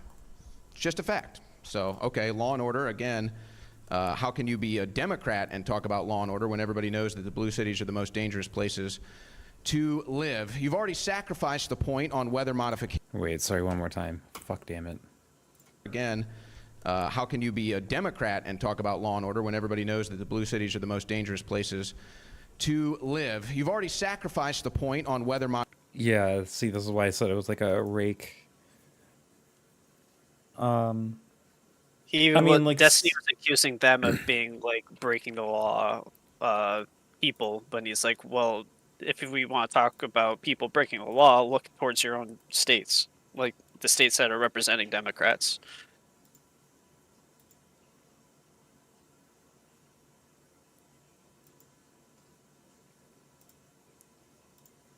Hold on. I see what you're saying. Let's see how he counters it. And So I by the would way, just tell say me, that, tell me to shut up whenever you want. Like, because this is in my too head the argument is like this is like a non sequitur because we're not talking about like states and like people committing crime in them. We're talking about Donald Trump and Kamala Harris. But I mean, like that's a great like throw line for him. Like the natural counter though is like these states that have like high crime rates also like contribute the most to the rest of the country. So it's kind of like a give and take. Like you kind of got to accept the good with the bad. And like we obviously don't want crime rates to be high in these states, but I mean in these cities, but for like people to like Owen here to just like carte blanche paint these cities as like absolute like detriments to society as though they don't produce anything for America is cartoonish. I don't even know if that's true. Let's look at San Francisco. What's San Francisco producing right now Well, I mean, that's tax that's dollars. causing, yeah, this, sure, tax dollars, but are they making more tax dollars than they are taking federal funds from the government and creating these programs that lead people nowhere? Arguably, yeah, they have like some of the highest tax rates in the entire country. That's not like good, especially for what it is. I don't know. I It mean, sounds California's like, kinda- in fact, that's awful. If the place is such a shithole and they are increasing the taxes there I mean, it's for not that much of programs a, that aren't benefiting them, that's fucking terrible. I mean, like, how do you class it as a shithole? Let's start there. San Francisco is like a zombie land, dude. Like people are literally like doing heroin on the streets and like fucking like cops aren't doing anything about it. Okay, do you think that's like the predominant amount of cases, or do you think it's like a case where there's like viral videos that come up that kind of paint this picture of San Francisco like that? I bet you that comparatively to any Republican cities, it is not even close to the same experience. To directly answer your question, I thoroughly believe it's actually like that. So like as someone who's been to like who's lived in San Francisco and as someone who's visited, we'll say like Tucson, Arizona, which is also kind of like a more Republican town and a more red state. I'd argue that like the drug usage is probably about the same, which I mean, it's kind of rampant in some areas, but and this isn't the optimal, but it's kind of like been corralled into neighborhoods where you kind of have to go looking for that. For the most part though, San Francisco is a really nice city. I'd probably I argue don't the same deny for that like there's nice Tucson. parts of it, but the parts that are bad are really bad. Yeah, but I mean, I'm sure that the parts of Houston that are really bad are also really, really bad. They have like insane gang violence in that town. Apparently not as bad as like we just looked at the crime statistics. Apparently not as bad as San Fran. Okay, so here, let's, because I didn't look at the SF ones. Here, fuck me. Oh, I didn't save it. What was No. Houston? Was it 3 point something, or was it 2 point something? This is 2 point to 1,000 versus. Okay, so Please. 2.6 versus. Fuck, damn it. Oh, what? 69.6%, dude. Wait, where you even see that though? Are you In getting violent that? crime.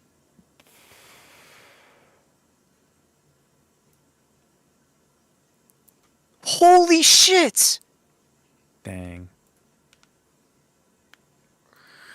It's not even close. Well, hold on.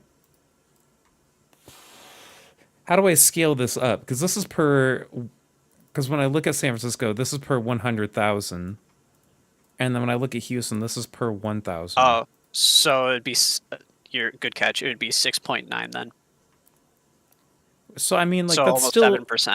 So, I mean, that is still a considerable margin, yeah, but.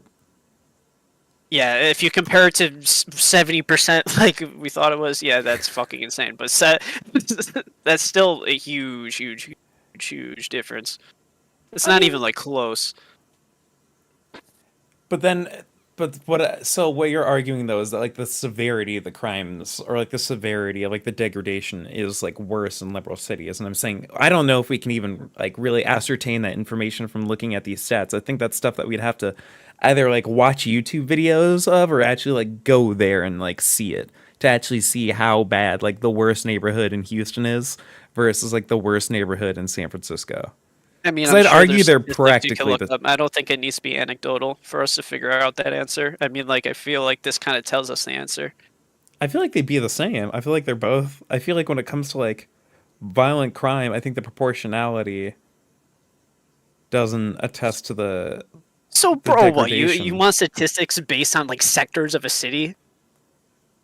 like I don't think that's Well, because as helpful. if your argument is like the shittiest part of San Francisco is really shitty, it's like, well, yeah, I could argue that like the shittiest part of Houston is also probably equally shitty, if not Okay, more, that's probably fair because they enough. have less federal funding and like less like taxes going into like any of the resources there.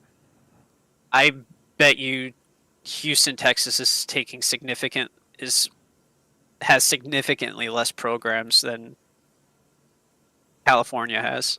Yeah, Like significantly less. And that's probably for a reason. you think it's a good reason? Yeah, like if they don't need these programs or they have programs at work or if they have better laws when it comes to like housing or job opportunities or whatever, then yeah, that's all stuff that's worth looking at. Like if California's just sucking in money and not doing anything with that, that's fucking awful. We should be looking towards these other states that aren't just sucking up as much money, and if they have whatever programs that they have and they're working, we should be looking towards that and be congratulating that. Okay, Like, wait. why wouldn't you? So this would be 4.5% right here, right? Out of 1,000?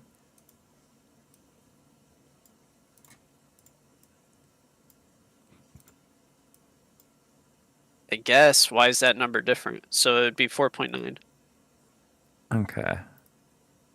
I see.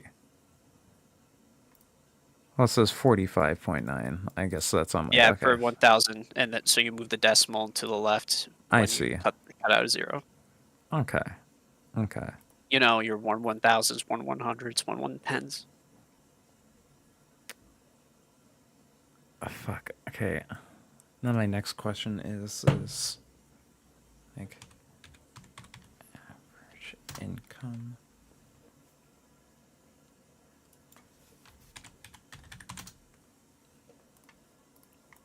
So pretty same. That's not same. What makes that same? Relatively. I said pretty same. You don't think that's a huge difference? How exaggerated does the number have to be a significantly larger? Oh, hey, give me a second. Wait. Ooh. So it seems like Dallas, it actually costs more to live here. Which means they pay... I don't know if they pay property taxes or some shit. Because basically what I'm trying to look at, right, is like how well funded are these cities versus the crime rates and stuff like that.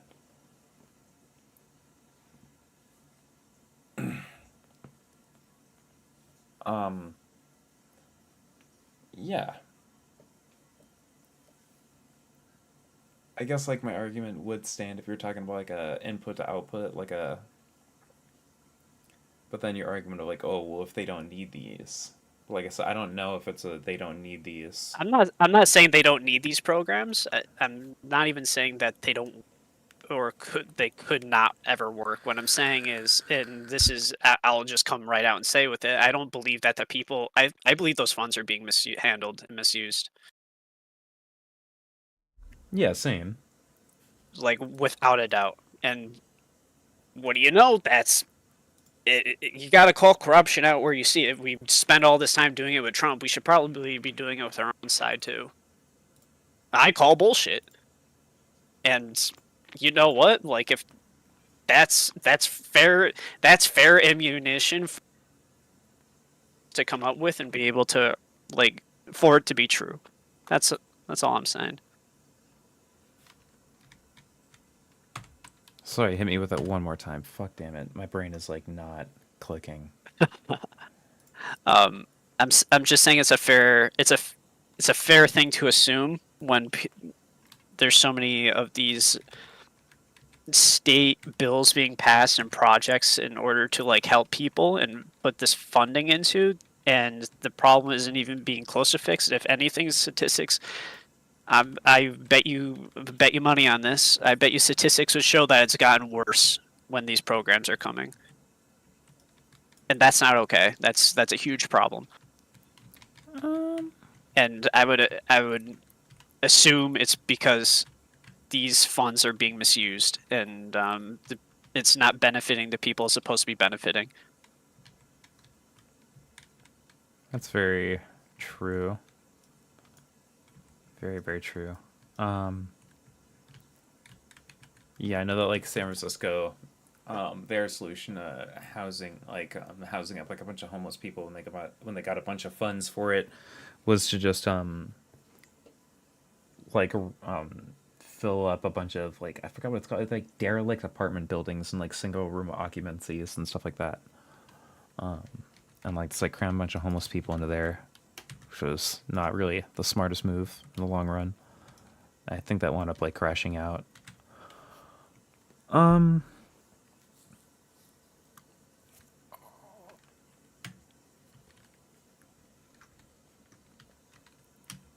mean, just at least keep that in the back of your mind, like, because I've spent a long time thinking of that one, and I can't come up with a single excuse why things are the way they are, and to me, it's unacceptable. Like, it's fucking, like, the conditions of some of these places are absolutely atrocious, and somebody needs to be held responsible for that. And Kamala had her part in that. In California, when it came to, yes, in California.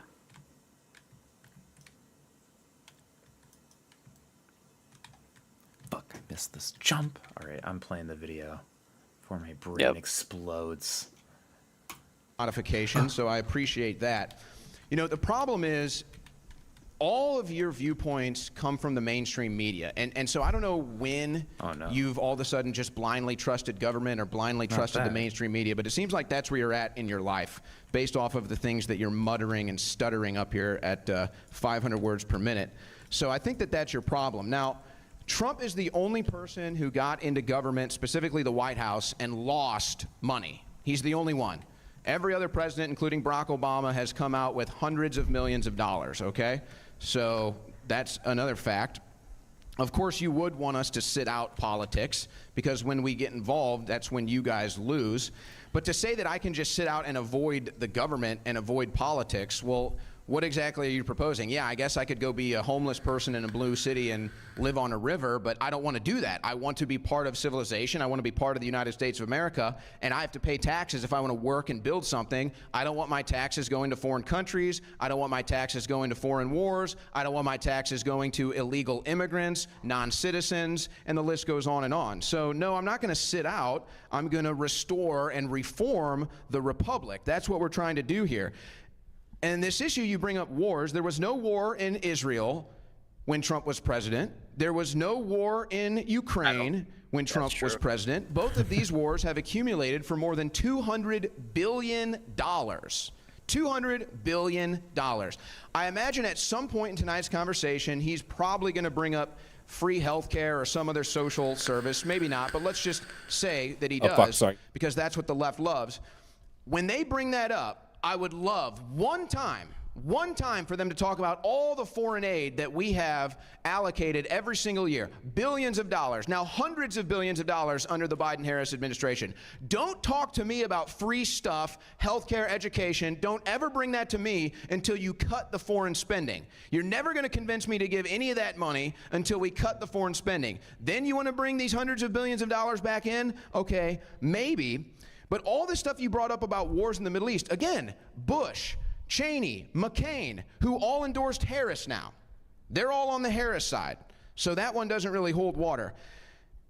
Clearly, you did not pay attention to the 2020 election and the aftermath, because you don't know what you're talking about. There were multiple sworn affidavits. There were dozens of them. There were cases where they presented all the evidence. And in fact, there were multiple cases that resulted in charges, including in Fulton County, Georgia, Atlanta, where they were double and triple counting ballots, because that's a blue area, so they count them as many times as possible to run up the lead for the Democrats. And anybody who looks at the graph from the 2020 election results will see in the 4 key states one pattern happened every time. In Georgia, Pennsylvania, Michigan, and Wisconsin, Donald Trump was winning the entire day. The entire day. And then right at 3:30 in the morning, in each one of those states, the perfect amount of votes came in for Biden, and the graph shot literally straight up.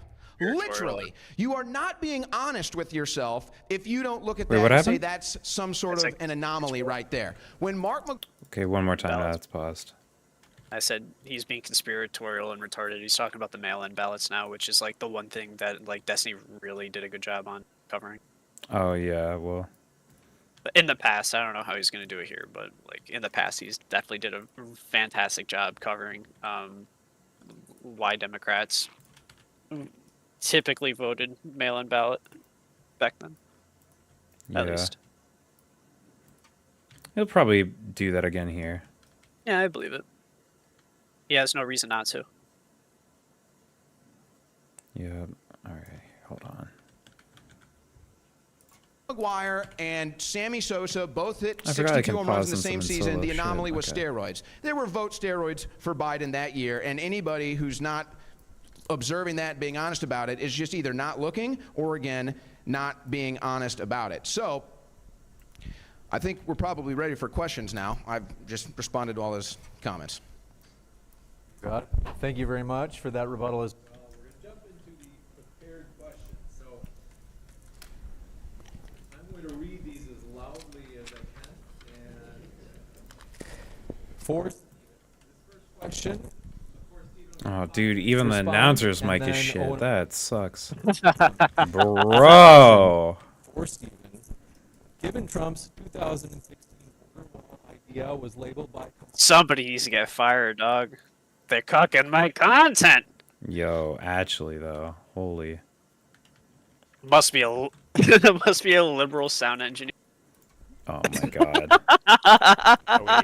True, Was that bro, audible true. to everybody? If you're able to read it out, actually. Sure. So I think the question was in 2016, Donald. I think conservatives, Democrats said that it was a waste of money, it wasn't a good idea, and then now that Kamala's proposing a wall, why is it now a good idea? Was the gist of the, yeah. The idea that immigration policy could be boiled down to having a wall or not is childish. There's a whole bunch of stuff that goes into making good immigration policy. But the reality is most people, especially conservatives, don't think that illegal immigration is a big problem in the United States right now. It's very, very, very easy to prove this, because if you look at what happened on the border, you saw that there was a bill in Congress to address those issues at the border. Everybody was on board with voting for this until Donald Trump came in and said, no, I need you to keep the border open because I need to run on this as an election issue. You can listen to McConnell talk about it. You can listen to Cruz talk about this. All of this is open testimony. It's not even testimony. You're able to say it to the media. Donald Trump said, I can't have you pass this border bill because it's going to make it so that I don't have something to run on. That doesn't sound like a very big problem to me. That sounds like politicking. Much the same, when Donald Trump was in office, Donald Trump didn't do any of the things that he said he would do at the border. He didn't get any legislation passed. He didn't make any substantive changes legislatively or through the legislature by working with them to actually effect any good border policy. He didn't get any money from Mexico. That was a complete and total lie. He failed on basically every single measurable outcome. He wasn't able to do anything. So again, if you think that the border is a problem, why would Trump be your guy to fix it? He did nothing except for what he could with executive action, and he's not able to lead the Congress in getting any comprehensive immigration stuff done. And the one time there was a good bill on the table that would have alleviated a lot of the issues with the asylum-seeking process, he shot it down.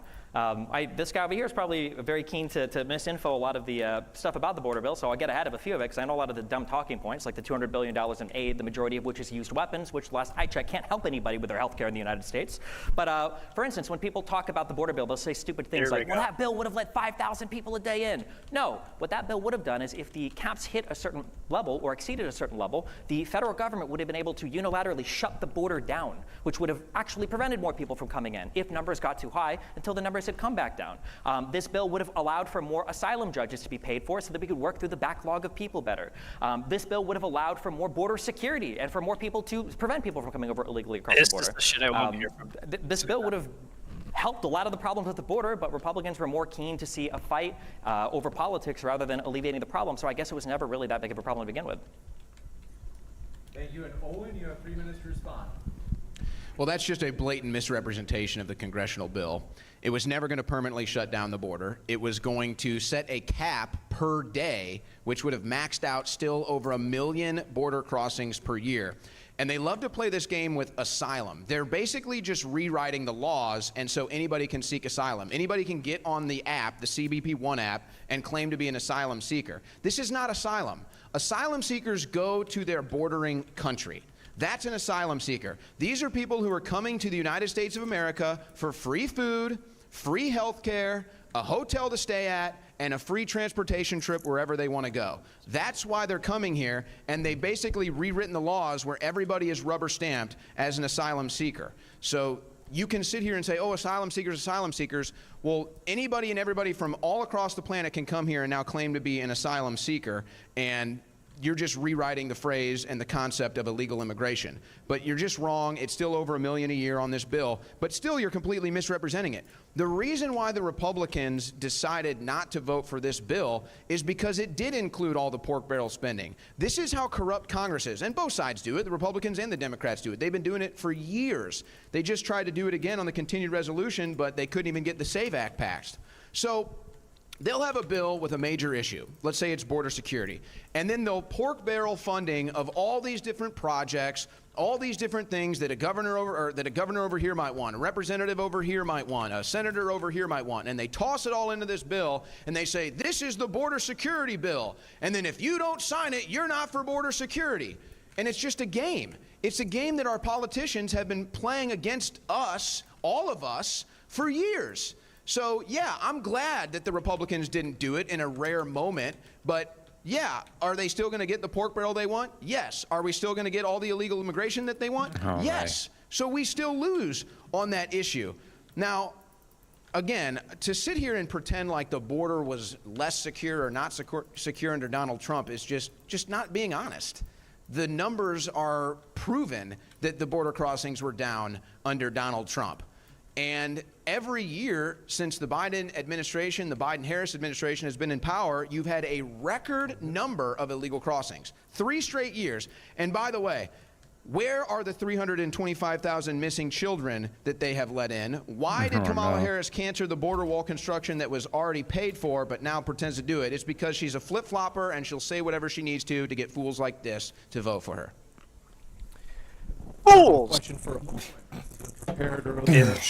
question for you, Owen, is while no taxes on tips nor on overtime from Donald Trump may help many Americans with the current high cost of living, many other Americans don't receive tips on the job and don't work at an hourly rate. Are there any blanket policies that would help Americans as a whole deal with the currently higher cost of living? Absolutely. And in fact, Trump needs to go a lot farther with this. No taxes on tips might have been a lucky strike for Donald Trump, since this election will likely come down to Nevada, even more specifically Las Vegas, where most people work for tips. That's why Kamala Harris was so quickly to steal that policy, because they're well aware that Las Vegas could end up deciding this election the way the Electoral College might go. No, I think it's pretty clear. And again, this isn't a Republican thing. This isn't a Democrat thing. This isn't a conservative, liberal, left, right. This should be all Americans. Everybody should agree with what I'm about to say. By the time it's all said and done, we're taxed at about a 30% rate. By the time we buy things, sell things, spend things, earn money, whatever it is, you're taxed at about a 30% rate. That is astronomical, okay? What we need to do is a flat tax, and I would just say just a sales tax, and that's it. We should have no income tax, no federal income tax, no state income tax, no tax on tips. You should be able to make a transaction without the government getting involved 5 times, reaching into your pocket and shaking you down like the mafia that it is. So if we need tax for certain things in civilization, we can have a small sales tax, and that would be more than enough to still pay for the roads, the police officers, and everything else. It would be more than enough. Yeah, we might not be able to afford all the wars overseas. Yeah, we might not be able to give Ukraine $200 billion and Israel $10 billion every time they come to Washington, D.C. Yeah, we might not be able to afford that. Oh, well, I think the American people will be able to get over that, quite frankly. So, no, I don't think it goes far enough.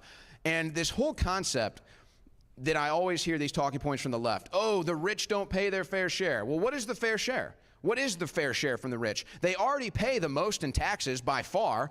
The rich pay 90% of the taxes, but this is still solved with a flat sales tax, because who's going to be taxed more on a flat sales tax? The rich. Who's going to be buying a yacht? The rich. Who's going to be buying a skyscraper? The rich. Who's going to be buying a jet? The rich. So it really knocks out all the problems. It takes care of the left wanting the rich to pay more taxes because they buy more things, spend more money, and it gets the government out of the middleman and the middle class and the lower classes' lives, where we're not spending as much on taxes either. So it's a nice policy to get a talking point started. It's a nice policy that could end up determining the results of this election, but this is beyond party lines. We are taxed way too much. We need to cut taxes down to almost nothing.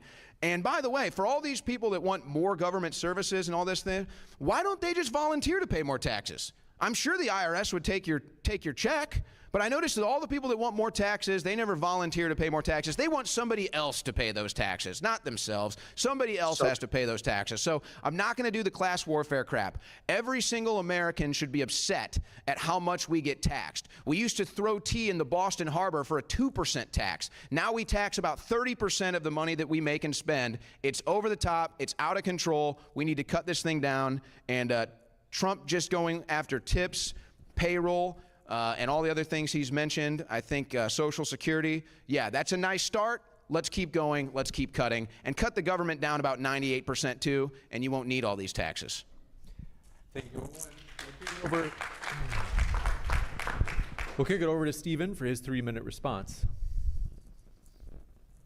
So the unfortunate reality... Can you hear me?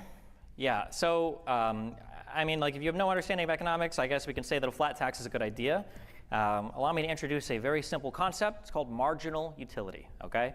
What does marginal utility mean? It means that the next dollar that you have means a little bit less to you than the one that you had before. So what does that mean? Well, if you go to somebody that makes $40,000 a year and you say, hey, give me $5,000, that $5,000 from that person means a whole lot more than you go to a person that makes $500,000 a year and say, hey, give me $5,000, because the marginal utility of the next dollar that you earn is less and less and less. Once you're making past 7 figures, you might not even miss $10 or $20 or $30,000 missing in your account, because who keeps track of it? Whereas when you're poor, or when you're working poor, or when you're lower middle class, or even middle class, you do notice when there's an extra few $100s that go to a tax, an expense, whether it's childcare, whether it's whatever else. These are costs that everybody has to deal with. In order for our society to function, in order to support the successful businesses and billionaires that we have in our society, some level of redistribution is probably required. Probably doesn't work when you have a society with some people that make billions of dollars, whether that's in the appreciation of assets or whether that's through W-2 wages or whatever, right? Millions of dollars through W-2s, right? And then you have a bunch of people that can barely afford to live in the cities that they are working for these people in. When I stream my stuff on Twitch, or if I stream my stuff on YouTube, I'm not just relying on my stream and the people watching me. I'm not even just relying on the engineers that keep all of that infrastructure working. I'm also relying on the people that keep the buildings clean. I'm relying on the people that work as baristas and servers that serve the people food, that might work in these downtown areas. I'm relying on the bus drivers. I'm relying on the emergency medical services. There's a whole chain of people that exist that make it so that I can do my job that I think it's okay to pay into. And anybody that's in America, a country that allows you to be the best version of yourself more than any other country in the world, I think that when you live in this country, I think that you also do owe a debt to it. And you owe a debt to the people that work in this country and keep it running. And the idea that somebody making over $1 million a year can't pay a little bit more in taxes to keep that country functioning is absurd to me. And then this idea of, oh, well, if you think it's so important, then why don't you just pay more taxes? If there's a stone in the middle of the room and it takes 10 of us to lift it, and there's one guy saying like, hey, we should go lift the stone, you say like, oh, well, why don't you go lift it on your own? It doesn't make any sense, right? A few people saying, okay, well, fine, I'll pay more federal income taxes doesn't really do anything for the country. I was wondering how I was going to counter that. I was really curious. No, that was, the citation to the bar. That was a retarded point. That's super easily counterable. I'm stoned as shit, and that's what I thought. Like, no, a fucking course like that. His statement was retarded. Destiny clearly. Yeah, of course. I'm finally coming out of the fog. Oh, thank God. I've learned I just can't be baked and stream at the same time. It just Boston Tea doesn't Party work. Is hilarious, given that MAGA people are some of the least need my brain constitutionally at respected maximum. people in the history of the United States, whose president literally said he It would just depends on terminate the what I'm doing. When it's Constitution because he wanted to go and find voter fraud. When it's like politics stuff like this, where I actually need to be paying attention and I'm like thinking and having like a productive convo, probably not the best to get stoned for that. But if it's just like reacting to like KSI memes, probably better to be stoned for that. Maybe. I don't know. Fraud. A guy who given a Or if I'm softball just, like, question not by Sean gaming, I could Hannity probably do it asking him, stoned, but- hey, when you were talking about, you know, what you would do in office, that was a joke, right? And he's like, it was a joke, except on day one, I will be a dictator. Okay, this is the guy that you're going to talk about, and then bring up the Boston Tea Party. Also, the Boston Tea Party didn't happen because of no taxation. It happened because of no taxation without representation. The second part is important. We can consent to being taxed. We can vote on politicians that do taxes. We can vote on politicians that do spending. If you want to do something about the level of taxation as well, you have to pair it with budget cuts. This idea that Donald Trump is, again, the guy that is going to help you because he's going to cut taxes, where are the budget cuts? What are you actually cutting from the budget? And keep in mind as well that on the federal spending, 25% of this is in our discretionary spending. So when you're crying so much about, oh, foreign aid to Ukraine, which again, you haven't addressed, but it's like 20 billion in cash, not 200, okay? The rest is usually in the form of old armaments, so we have to pay them anyway. Where was the spending cuts from Donald Trump? They didn't exist. So what, are we just going to continue to deficit spend 75%? We have to move. Thank you very much, Stephen. Can I get a quick rebuttal? Brutal. Can I have a quick rebuttal? The open dialogue. We'll have you open the open dialogue as we have 15 minutes devoted to it. This is your chance to start with that rebuttal right now. Rough. First of all, what cities are so expensive to live in? Democrat-run cities. And again, he talks about redistribution. Is this the open? You talk about redistribution Why are those again. cities when those cities are expensive, do you acknowledge that those cities produce more economic output for the country than all the red cities? This is what I mean when I say these people don't live in reality. But like, why can't you acknowledge that? Because you'll very quickly say things like, oh, well, there are more homicides in Chicago. Yeah, there's more people that live in Chicago, and Chicago is what makes Illinois all its money. That's where the money comes from, or the blue cities. It's not just blue states that subsidize the existence of red states, which is true. And by the way, all of those governors were so happy for the American Rescue Plan when Biden was there to hand out money to shore up their budgets. But then when you want to talk about expenses and living and all these other things, now you want to talk about how blue cities need to be held responsible, but you don't give them credit for the economic output? It's So insane. it's a nice deflection. So Democrat cities are the most expensive to live in, so I'm glad you at least acknowledge that. And again, More you can expensive to live in the always U.S. than Uganda as well, right? It is, right? So you can always volunteer to pay more, all right? If you want to redistribute wealth, you can be the hero, man. You can empty your bank account right now, but I bet you don't. I bet you're actually living pretty rich. I bet you do pretty well. And you want to bring up the Constitution. The Constitution actually states when the United States government becomes corrupt, it's our duty to reform the government. That's I'm sorry, actually what in article the clause is Constitution. that? Is to terminate, Second of suspend all, the rules you of can read it Constitution? again. Which Constitution are we talking about? We live in a constitutional republic. We don't live in a democracy. What is also the very- contradiction there? What do you think? Hold on. What is a republic and what is a democracy? A democracy is where a bunch of lunatics like you can vote away my rights. Oh, no. A democracy is where 3 wolves and a sheep vote what's for dinner. Is that Article 5 or Article 6? I don't know what part of the So you Constitution. asked what a democracy So a was. democracy is when We multiple have- people vote. A republic is when you have representatives that do things for you. We are a representative democracy. That's why we're a constitutional republic. We are both a republic, which just means you're not a monarchy, and a democracy. This idea that we must be a republic because I'm a Republican and we're not a democracy because you're a Democrat is fucking retarded. Come on.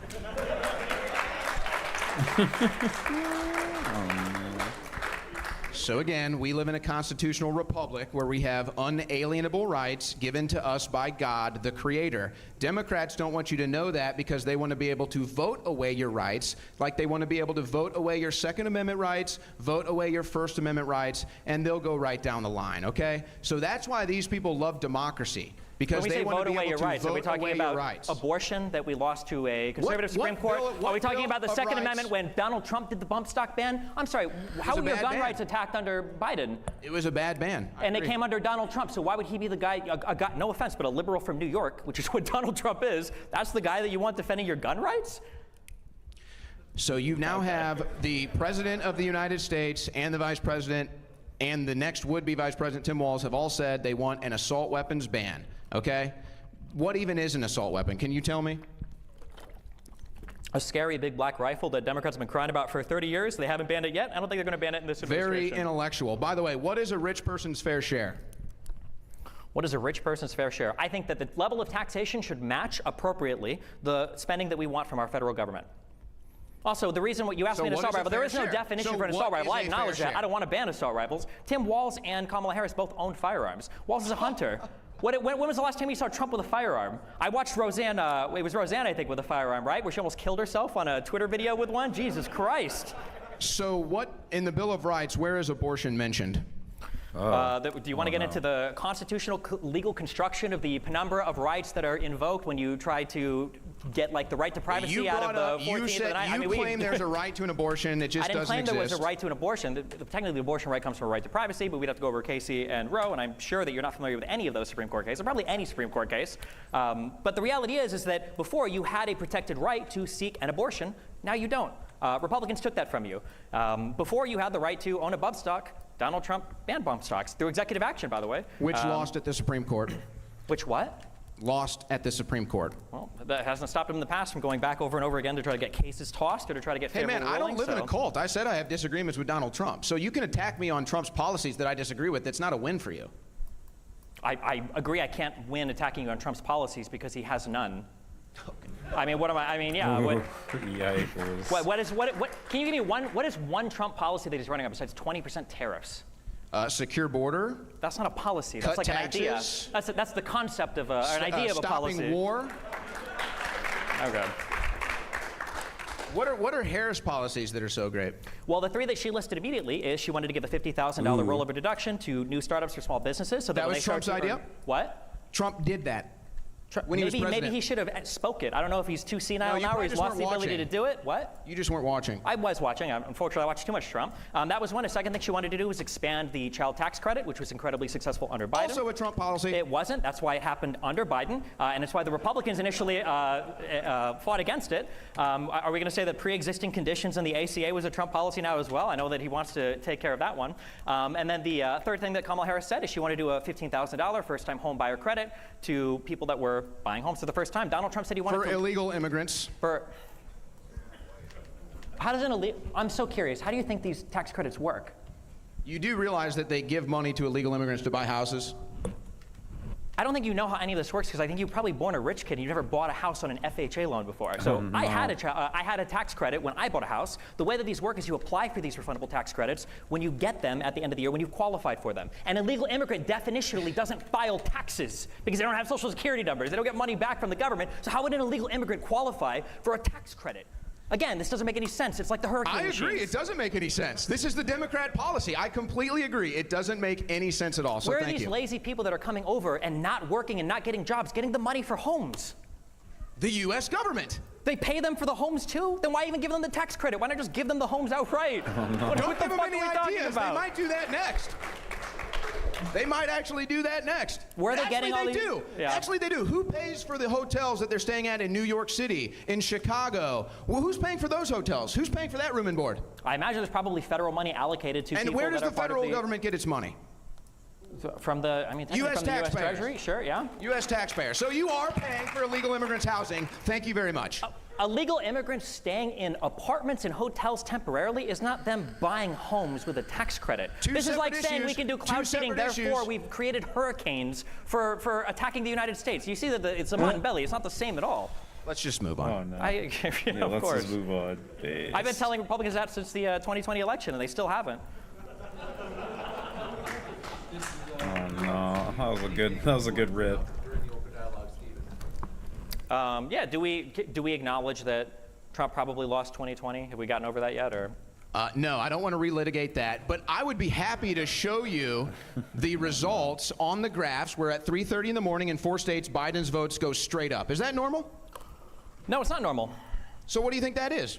I think that just like every single person before the election said, there was an unprecedented amount of mail-in voting. And they were all for Biden.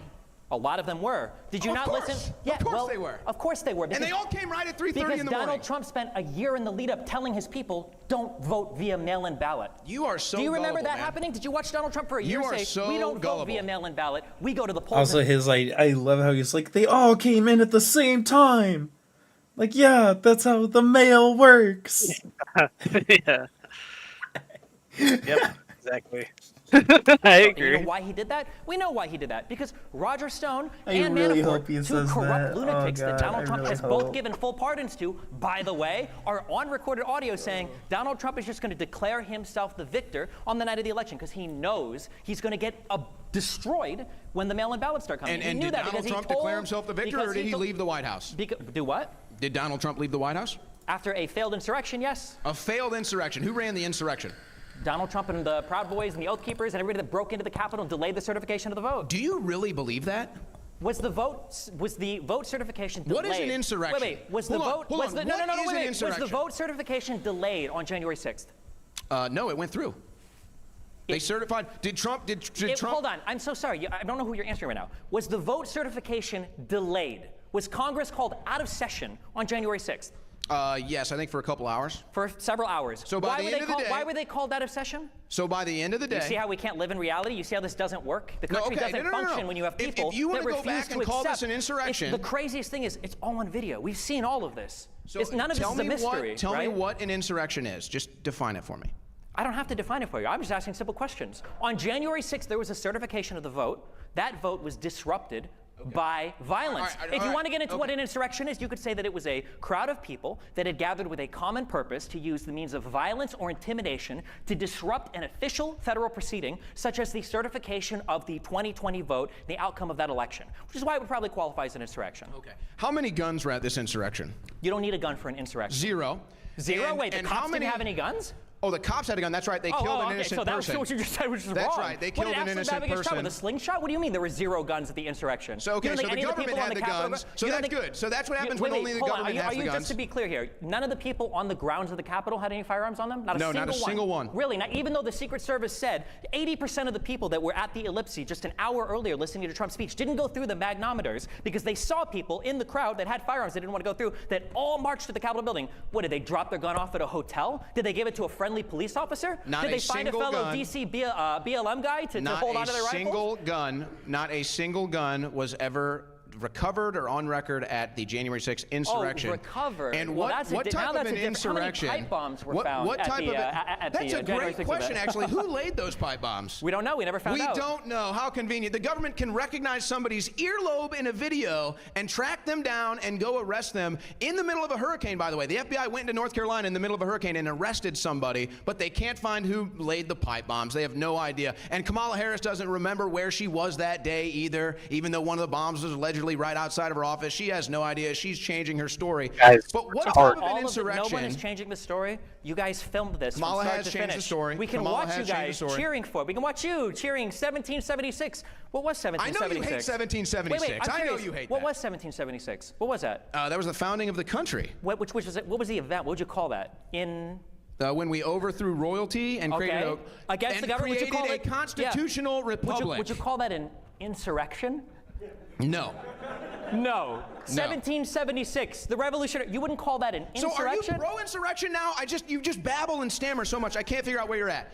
Tell me what kind of an insurrection when an emergency notice goes out to go home, everybody goes home and calls it a day. Is that What kind of an insurrection ends when the leader tells his followers to go home? All of them. perfect? That's kind of how it works. That's how a cult Perfect. works. So there was no insurrection. Trump didn't want to overthrow the government. Thank you for admitting that. That wasn't too hard to get out of We you. can't even follow basic logic. No, you just proved 1776 my was an point. insurrection. It was a Now revolution. you're deflecting again to 1776. I'm not deflecting. So I'm referring Trump wanted to specifically. insurrect it's just the funny that you government, stand but he outside told his saying followers to go home. 1776 and go, well, is this really an insurrection? Well, I don't know. What were we cheering for? The Star Spangled Banner?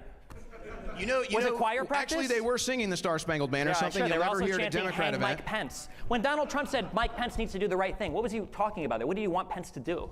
So in the history of the United States, there have been multiple times where a party rejects the results of an election, and all 3 times prior to 2020, it was the Democrat Party. Really? You want to walk? Let's Including walk through every those. election Let's walk through those. in Do you want to go through? this- Do you want to go over the when it happened in 1960 in Hawaii, when the only reason why they submitted 2 different slates of electors, which Why were don't- both why don't we go- authorized by the state why don't we go- legislatures, because there needed to be a recount? You want to use that one, or do you want to go back to Ulysses S. Grant, the one that happened prior to the ECA even being passed?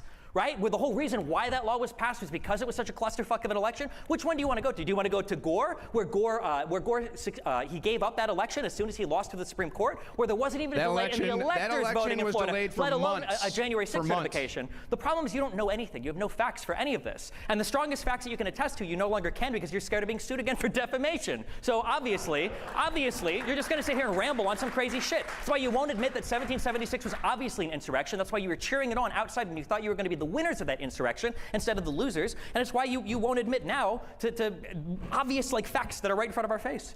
Every election in the 21st century, the Democrats have denied they lost. Which vote They denied certification? that Al Gore lost, they denied that John Kerry lost, and they denied that Hillary Clinton lost. And yes, they went to Congress and tried to stop the certification of the vote. Really? What did that they do has for Gore? happened every What did time. they do for Gore? And they'll likely Wait, do the when did they exact stop? same thing. There's nothing. When Trump wins in 2024, they'll likely do the exact same thing, just like Raskin has already said. The Democrats are already plotting not to certify the 2024 election because they know Trump is going to win. It's fantastic delusion. It's mainstream news. Anybody can pull it up on their phones right now. Jamie Raskin won't certify election results. Go ahead, plug it in.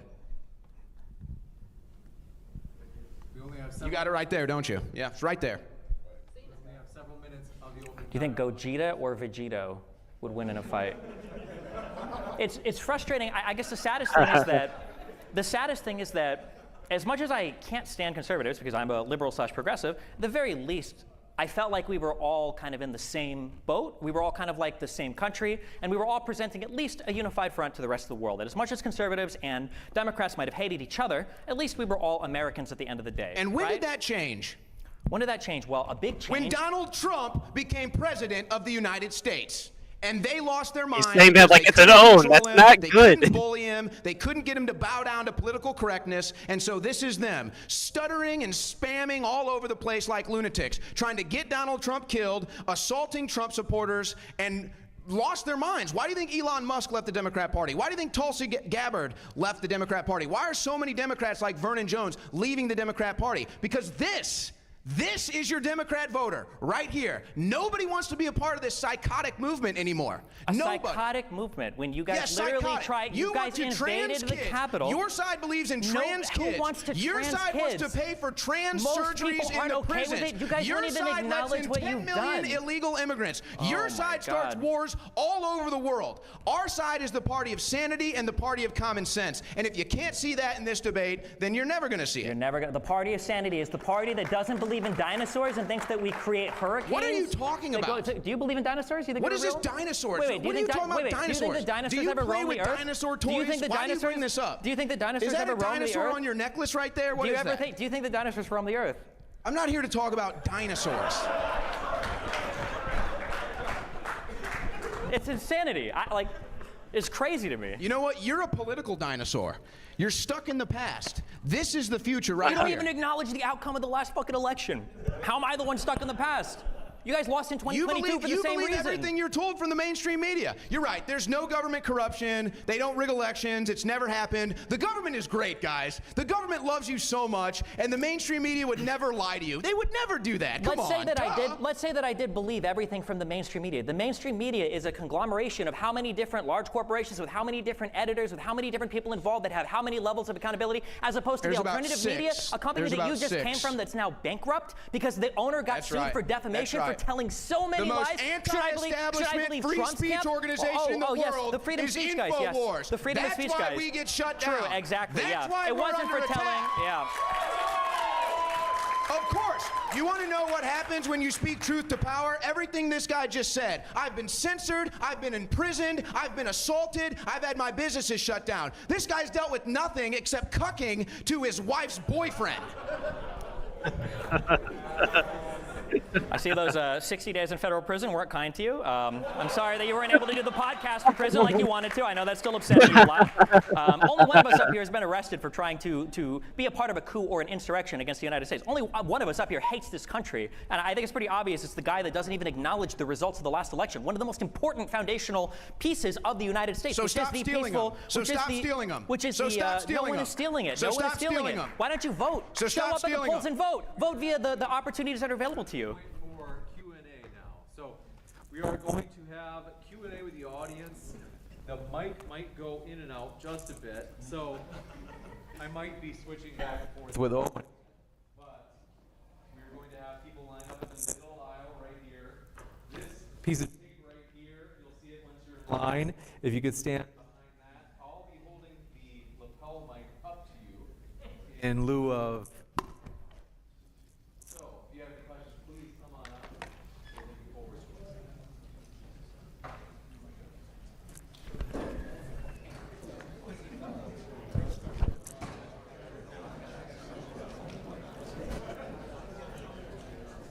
Question.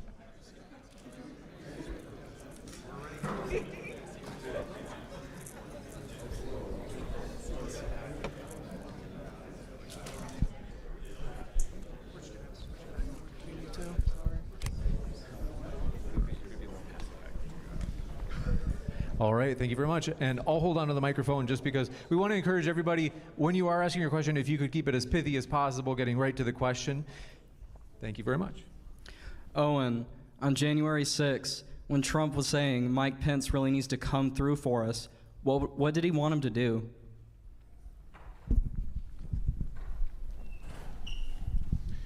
So, leading up to the 2020 election, in the name of COVID, a bunch of states changed their election rules, and they didn't follow the actual laws to do so. They didn't go through the state legislatures. So Donald Trump wanted to have those things reviewed in a legal process, and he needed Mike Pence to refuse to certify the results so the legal investigation could play itself out, something that's happened multiple times in U.S. history. So also, they wanted to review signatures. They wanted to review mail-in ballots, which we now know, thanks to investigations that have been going on for the last 4 years, some ballots were sent from empty parking lots. Some ballots didn't even have signatures on them. And in fact, the illegal votes that were now discovered in Fulton County from 2020 outnumber the votes of margin of victory for Joe Biden. So that's what he was asking Mike Pence to do. Mike Pence should have did it. He refused, and so the rest followed. So then to reiterate, he was telling Mike Pence to not certify the winner of the election who actually won the election because of his delusional belief that there was voter fraud, of which you're admitting wasn't discovered, I guess, until years later, although that's probably bullshit as well. Pull it up, it's mainstream news. It's not. That's for both. Yes, literally multiple lawsuits. All of them failed. Literally every lawsuit has been demolished in every state court. Yeah. All right, we're going to jump into the next one. All right, for both of you, what happens to the Republican Party if Trump wins this election? He can't rerun, so what happens after? Who knows? Everybody around the world, everybody in the United States is looking at the Republican Party for nobody knows what it's going to look like after Trump. If he loses, they don't know if he's going to run again. If he wins, nobody knows if Trump will just be happy to win and be a lame duck, or if he'll go full authoritarian monster mode and try to take apart as much of the government as he can, or what the Republican Party will look like afterwards, because the Republican Party has to fall in line to Trump, or he will destroy your career or destroy your media network, two things he's done before plenty of times. Who knows? Just real quickly, Georgia voting fraud allegations result in criminal charges. Georgia Bureau of Investigations, arrest made in Brooks County voter fraud investigation. So I can go on and on. Here's the 19 people charged in Georgia election fraud case. So it's a real story. But I'm sorry, did you say if Trump wins or if Trump loses? If he wins. If he wins.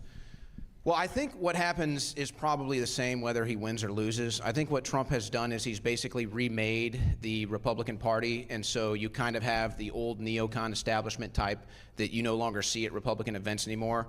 George Bush is not a popular Republican. Dick Cheney is not a popular Republican. John McCain is not a popular Republican. Even Nikki Haley and Lindsey Graham get booed when they go to Trump rallies. So that's kind of the establishment right, if you will. The Republican voter base and really the populism that is behind the Republican Party has now, behind Donald Trump specifically, I think has now taken it over. So I don't think that's going to change. I think future candidates are going to sound more like Donald Trump. They're going to sound more like Vivek Ramaswamy. I think the message is going to be smaller government, true conservatism. I think the message is going to be stop funding foreign wars, foreign aid. I think the message is going to be bring back manufacturing, mostly common sense stuff. But I think that the thrust behind this populist movement is that we understand there's government corruption, we understand that there's mainstream media corruption, and we want a representative as our president, as our representatives in Congress, who know that, who talk like us, who think like us, and aren't going to be afraid to say it out loud. So I think it's kind of a permanent reformation of the Republican Party post-Donald Trump, whether he wins or loses this election.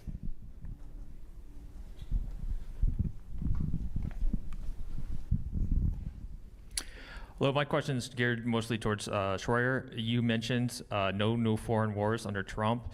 In 2017, on Inauguration Day, I deployed and we dropped a record number of bombs in a single deployment on Syria until our record was beat by the Truman the year after that. What do you mean no foreign wars under Trump? So are you referring to the airstrike on the airport strip? No. Which one are you referring to? The fight against ISIS during Operation Inherent Resolve. Okay, so I would say that was a war that he inherited. I would say he didn't start that war. I think it was an inherited war. Now, you can argue whether you think we did good in that or bad in that. We could sit here and argue about the Biden pullout of Afghanistan. I think these were wars that Trump inherited. The decisions he made to try to end them, just like the decisions that Biden made to try to end them, you can debate. But he didn't start any new wars. So I think that's the distinction here. These were wars that were already ongoing for years and years, past administrations, Obama, Bush, Republican, Democrat, didn't matter. So I wouldn't say that that was a started war. These were wars that he inherited. But I think that the general perspective to understand is that you didn't have the massive conflict in Ukraine, you didn't have the massive conflict in the Middle East, which we hope doesn't engulf us now, but they are now sending troops to both of those regions, and so I'd like to see that. I don't think there's enough being done by Trump either to stop these wars, to be honest. I'd like to see all these foreign wars stopped. I want to decouple from Israel. I want to decouple from the Middle East. I want to decouple from all of these foreign wars. I don't want anything to do with it. I don't even care if it makes us isolationists. We don't need the rest of the world. We can build everything we need here. We have enough energy here. I would decouple from all these foreign countries, internalize everything, and get out of all these wars to begin with. Do we get to answer as well or no?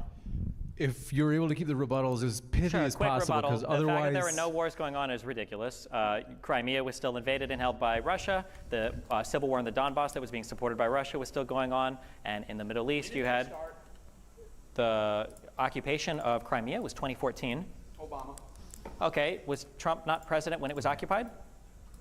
Exactly. And then the civil war in the Donbass, where Russia continued to escalate by sending in more troops and more forces. Did that happen under Trump? So this is hilarious. Yeah, They exactly. say So Trump, pivot, Russia pivot. collusion. And then also for the Middle Can I East. answer? Are you No, going to you didn't stutter and answer. You're not babble? going to. No, He's you're not going to babble answer again. because He's you don't have an gonna answer to the start babbling question. like a baby. That's why you're doing a ramble right now. They say Trump-Russia collusion. Russia collusion. Holy shit! We got our When did joggers Russia- on today. He just admitted when it. it came to the Middle He East, just admitted it. there was When also did- still conflict in the Middle East. You had Iran attacking Saudi Arabia for the first time ever. You had the entire border riots, Great March of Return, lasted for about a year in Israel, and you still had all the conflict in Syria. So the idea that there was no conflict in the Middle East is also delusional. Okay, so again, the question was new wars. Russia invaded Ukraine when Obama was president. Russia invaded Ukraine again when Biden was president, not when Trump was president.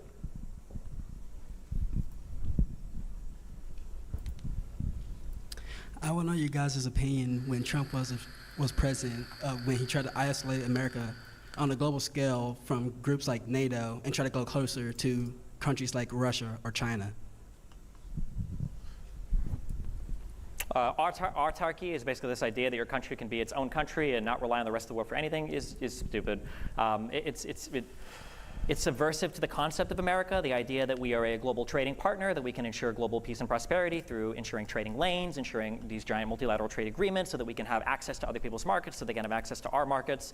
You saw what happened when the Houthis started shooting missiles at ships. What happened? The United States showed up and they said, hey, no more of that, and they shut it down. And trade through the Suez Canal continued. We wouldn't be able to do that in an America supported by Trump or Trumples because they believe, somewhat naively, that we can just withdraw entirely from all of the global global world markets and still be as good as we are now, that we wouldn't be able to rely on any of the manufacturing from any other country, we wouldn't have access to any of those markets in the way that we do now. Like, why would we want to take our country back so far? You know who tried stepping away from giant unified markets? It was the United Kingdom via Brexit. Their economy is not doing very good right now. So I don't know why that would be the model that you would try to emulate for a country who has built so much success off of so much cooperation with the rest of the world.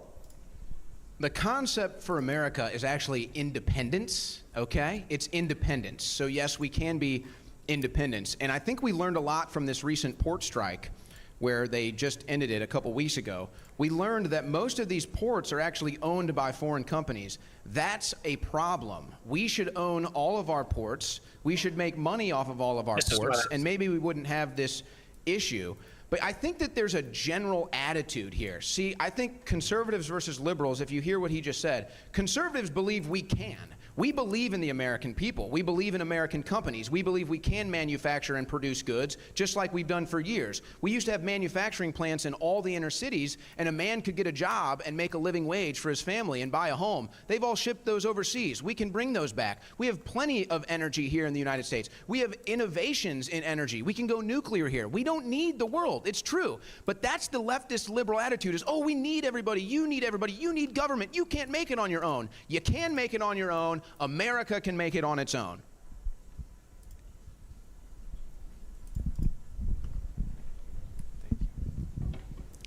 Hey, Destiny, I love the all green. Owen, maybe we size up on the jacket next time. But my question has to go to... I'm getting there. Thank you. Destiny, you claimed that there was no money being given to foreign illegals for housing. They weren't buying houses. You're correct on that. But Christopher Rufo did a story. $3.8 billion from the ARPA, American Rescue Plan Act, was given to the state of Colorado, who in turn gave it to Boulder, Denver. They gave $5 million to resettle migrants. $350,000 of that a week was going out to migrants to pay for them in one apartment building. This was the CBZ, owned by CBZ Management in Aurora. Aurora, right? So this was the same building that was taken over by illegal gangs. I'm wondering how you can sit there and say that there's no American taxpayer money going to these people when they're there doing it and taking over our country, literally.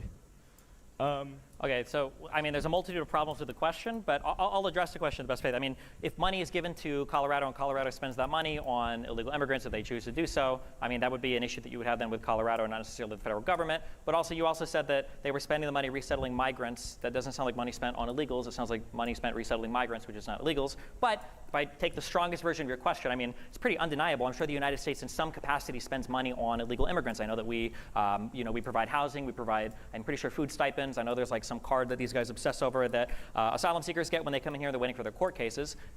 Waiting time that would have been dramatically reduced, by the way, if they would have passed the legislation in Congress that they shut down because Donald Trump wanted to keep the border open for the election.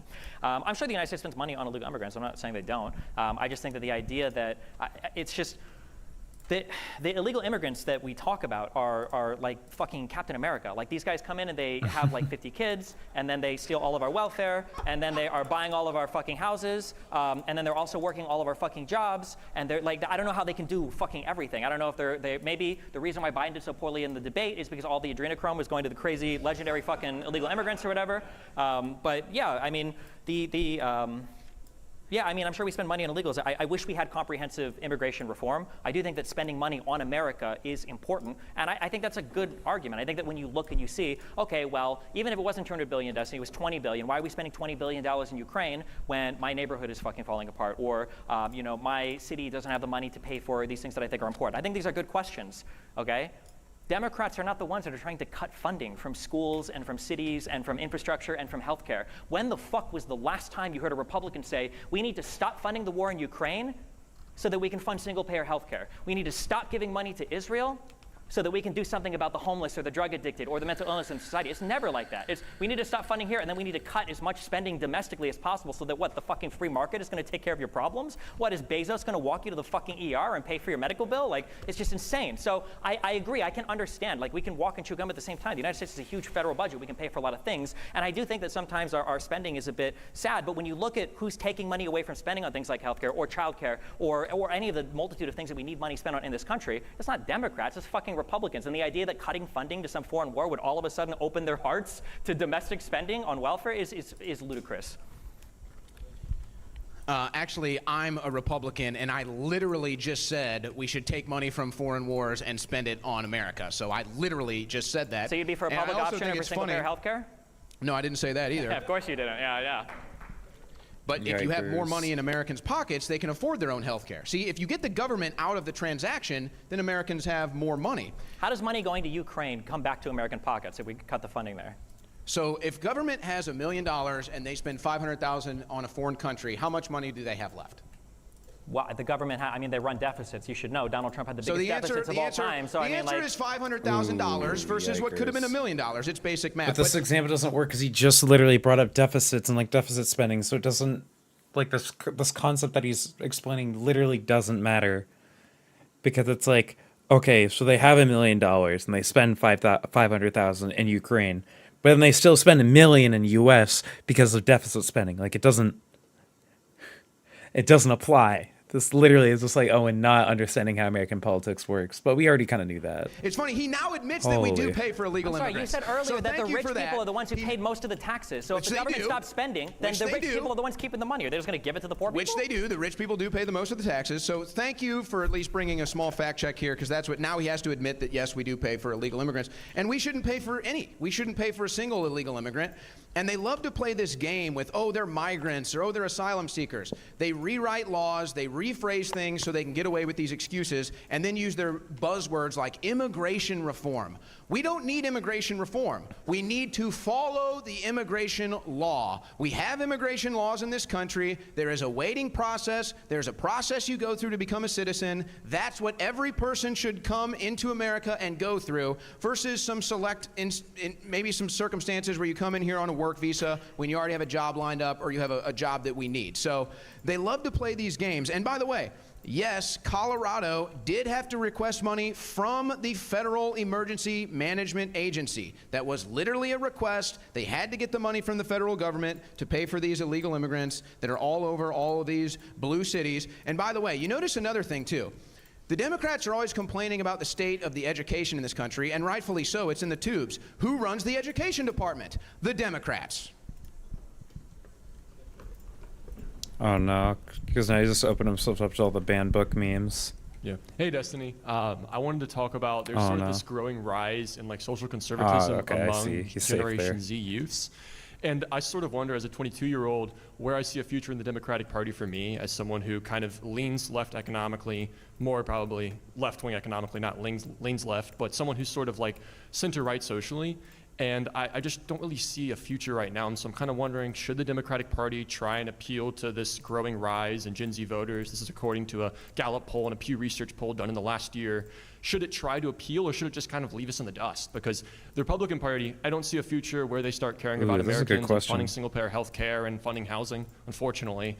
But at the same time, I'm a bit unsatisfied with the Democratic Party's social turn. And so, yeah. I think that the goal should be to tell all of your friends to vote for Kamala Harris so that the Democrats can win with the largest margin possible, so that we can load all of the insane fucking college tankies and progressives up into fucking Elon Musk's spaceship and send them off to the fucking moon, okay? I mean, this is an issue that I talk about a lot. The far left of the party is fucking crazy, okay? That's like, nobody can deny that. I fought with the far left, honestly, probably more than Owen has, when it comes to insane people. There's a reason why I'm banned from Twitch, and it's not conservative. It's because of crazy people on the far left.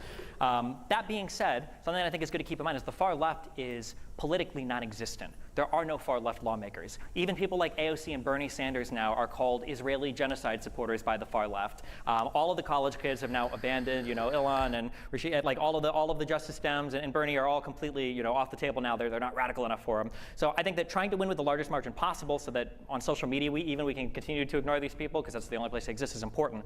But the radical element of the Republican Party is like 95% of the party, okay? Like the last YouGov poll I saw, I think said that 25% of conservatives, probably Owen included, believe in satanic sex cults, okay, that like Hillary Clinton and Podesta belong to, okay, where they perform blood sacrifice rituals on children, all right? And 80% of conservatives, Owen definitely included, don't believe in the results of the last election. This is like the big majority bulk of the party, and that is very scary, and it is a huge problem. So I agree, far left is super fucking cringe. I hope that Kamala wins with enough of a margin that we can safely eject these people and never listen to him again. They can all go vote for Jill Stein. Hell yeah, that was a good. I'd that was like a to good address answer, you though. for a second too, if you wouldn't mind. That was a good So question I as think well. What is important for young people? You can stand, you can sit. It doesn't matter. I think what's important for young people to understand is the broad difference between what the right wants to do politically and what the left wants to do politically. You're going to have issues you agree with some leftists on, some conservatives on, and that'll probably go on the rest of your life. You're more of a centrist. But I think you need to understand what the core is of the modern day left, and this rings throughout history. The American left, the Democrat Party, cannot exist without power. They need power. They want to tell you what kind of car you can drive. Yes. They need power They're to do the that. Sith. They want to tell you what kind of. Okay. So then you might I think that's base. But I just think you just need to understand. It's important to understand the core Let's control the values weather. Hell that, yeah. Yes, if you want to tell people what kind of car they can drive, what kind of food they can eat, and all that stuff, well, you need power. You need political power to do that. And so that's where the left goes, where the right wing believes more in self-government. We want you to decide. So yeah, you might have to say, well, I guess if I believe an electronic car is better for the environment than a combustion engine, then I'm going to drive an electric-powered car, but maybe my neighbor I think is a worse person because he doesn't drive one. That's the difference between self-government and the government deciding what you need to do. So they need power to do it, where the right wing believes in self-government. So I just think it's important to understand kind of the core principles. I want to address something you just said, satanic cults. Again. Oh no. Are you going to deny that there was an Epstein Island? Are you going to deny these Diddy parties where they're having all these things? Diddy parties. Wait a second. How many photos was Kamala Harris in with Epstein? No. How many photos was Donald Trump in with Epstein? Did you read the silence? Did Crazy, you read? isn't it? There's no silence. You just won't shut up.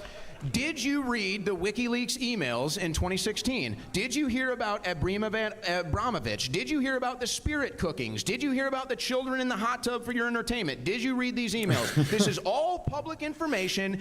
Anybody in this room can go look at the WikiLeaks emails. The Democrat committee emails invite Marina Abramovich to spirit cookings, and they have children in the hot tub for your entertainment. I know that sounds crazy, but I'm telling you, go home, look it up. It's all public record. It's all real. Wait, all of that is public record, all of that is real, all of that is super true? Yes. Why didn't Donald Trump do anything about it? I wish he would have. So then why would you elect him again? He failed. Because I vote He fired pragmatically, Comey, he put in his and own I guy, know he that this fired his country AGs, will be he put in better. his own guys. See, you exist in a cult. I don't. I'm a pragmatic The guy that you're voter. advocating for is a fucking loser. He failed on everything you want. At least I can point to Biden and go, look at the CHIPS Act. Whereas Donald Trump said, we're going to tear up China and bring back manufacturing. Nothing happened. At least Biden got a bill passed and did something. Whereas Donald Trump said, we're going to do more for infrastructure than we ever have. He did fuck all. At least Biden passed the infrastructure bill, right? When Donald Trump talks, That's going he so fails. well. What's going so well? The infrastructure bill? Yes, it is. So There's through all been the a ton of babbling, money, more than ever just before, if you- allocated to I understand. It sounds crazy, brother. Believe me. It's a great shirt. I'm sure he made some nice money off that shirt because he's a capitalist like everybody else. I'm just telling you, I would probably have thought I was crazy when I was your age too. But when you dig into this stuff and you realize your government is extremely corrupt, your mainstream media is extremely corrupt, most of the celebrities that we look up to are extremely corrupt. These are the ones that are telling you how to think. And so yeah, I don't like that. I don't think you should like that, and you would be stunned if you saw what was in those Democrat emails that he's pretending is not true. So you don't have to call it a satanic cult, but you can go look. Marina Abramovich, spirit cookings, Democrat Party emails. You can make up your own mind after you read them. Why was Trump in a picture with Epstein? Why was he on the flight logs? Who cooperated with the FBI when Epstein was trying to bring girls into his trafficking ring at Trump's clubs? Donald Trump. Trump's clubs?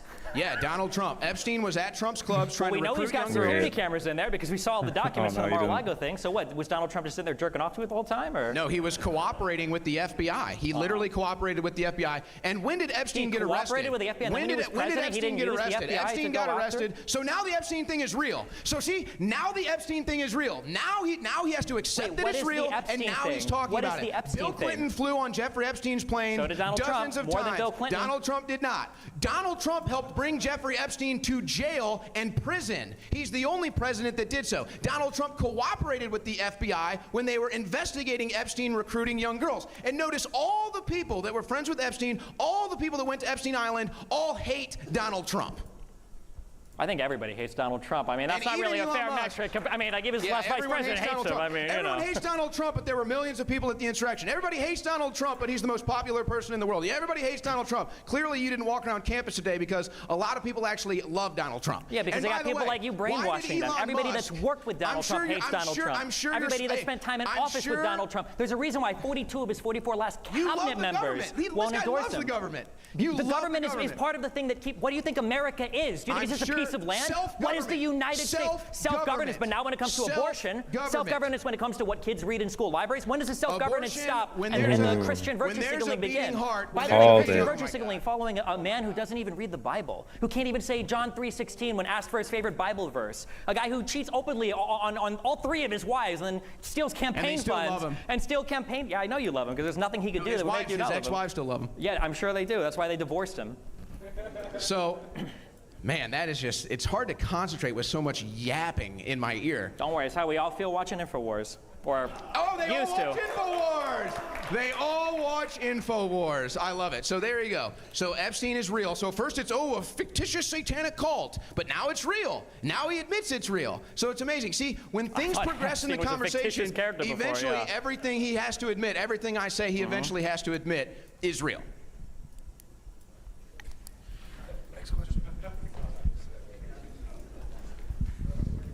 Hi. I don't know if this is a great segue or if my question won't matter anymore, but this is for Mr. Schroyer.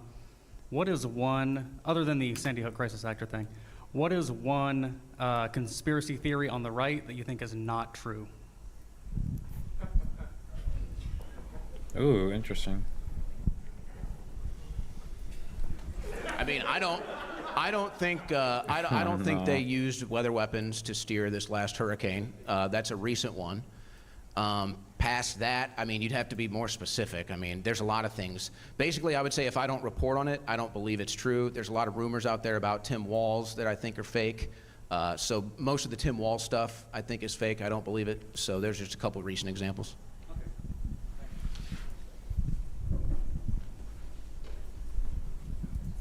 Hey, how are you doing? My question is, if during the 2020 election, if the quote-unquote government could have stolen the election, why didn't they do that in 2016? I think that if you're going to be a conspiracy theorist, you should apply your conspiracy theories consistently. Ooh. So that's kind of been my question. I think that's a great question. I think that's a fair question. And I think Hillary Clinton is still pissed off that they didn't steal it for her. But there's an actual practical answer, as I said. They changed the laws because of COVID, and they allowed all of these mail-in ballots. Millions of mail-in ballots around the country. Some of them were going to casinos, gas stations, empty parking lots. You didn't have that in 2016. You didn't have videos like in Philadelphia or in Atlanta where they shut down the polling locations and then people stay and triple count ballots. So we know what was different between 2020 and 2016. It's a fair question, but those are your differences. They were different. They were different ways they were counting ballots. There were different ways to vote, and that's what ultimately changed the results. But if you go back and you look at the graphs, this is going to be the thing that should blow anybody's mind. If you're a fair observer, go back and look at the graphs. In Georgia, Wisconsin, Michigan, and Pennsylvania, Trump was winning all day long until 3:30 in the morning, and the vote for Biden goes straight up. Right at the buzzer, straight up, and then they declare the states for Biden. Anybody would have to be honest with themselves and say that there's something wrong there. In Fulton County, the people accused of running the ballots over and over again were Ruby Freeman and Shay Moss. Will you own that opinion right here and say that they were triple counting ballots? No, they were actually not charged. They were what? They were not charged. So they wasn't them, it was somebody else? Yes. Okay, so the reason why he's very careful of that is because he's been through defamation lawsuits now. He knows because that I know the facts. He knows that the original facts. claim that multiple ballots were counted, or that the same ballots were counted multiple times in Fulton County originated. It was fabricated, whole cloth, from Powell and Giuliani about Fulton County from those State Farm Arena videos. That's why you Not want to only elaborate. did Oh no, Ruby 'cause Freeman he's been and her sued daughter for Shema saying it sue before. Giuliani over that. Giuliani came out and said, yeah, I lied, but it was my First Amendment right to lie. And believe it or not, that doesn't actually work for a defense in a defamation suit. That's why he lost that case for $148 million, and like his business leader, Donald Trump, is now declaring bankruptcy.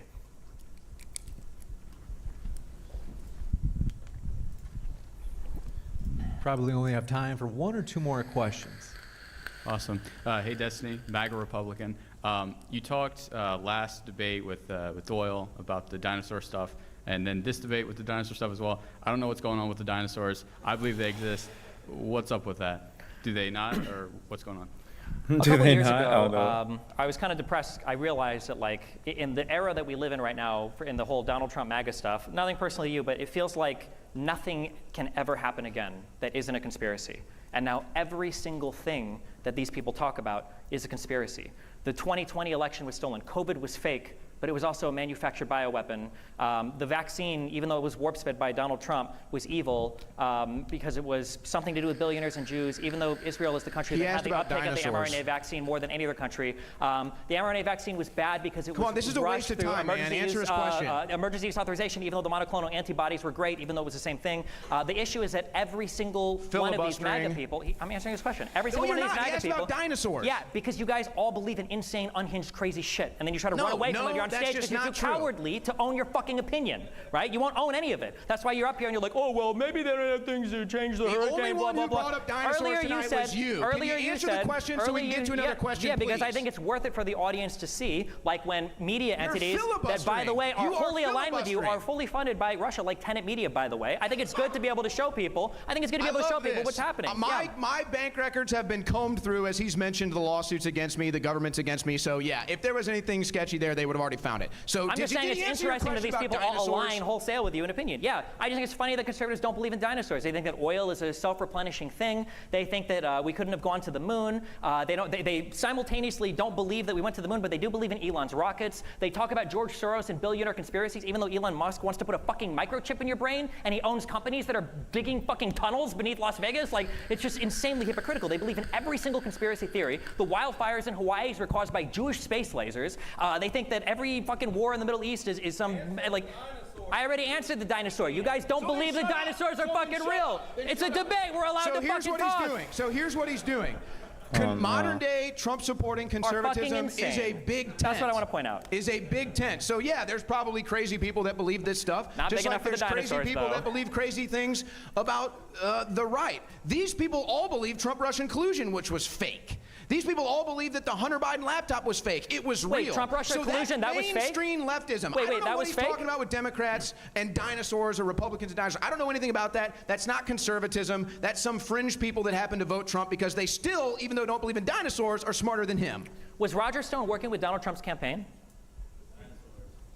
Wow, the silence. There it is. Yeah, because he knows where this line of questioning goes. Yes. It wasn't. Wow, Trump-Russia collusion was not fake. There was collusion between Trump's campaign question? and between Russia. It happened. Where do you think the DNC leaks that he's so excitedly talking about came from? They came from Russian hackers, and Roger Stone was talking to all of those people. It's laid out all in court indictments. Hey, so for you, big guy, a couple points and then a question for you, and maybe we close this out.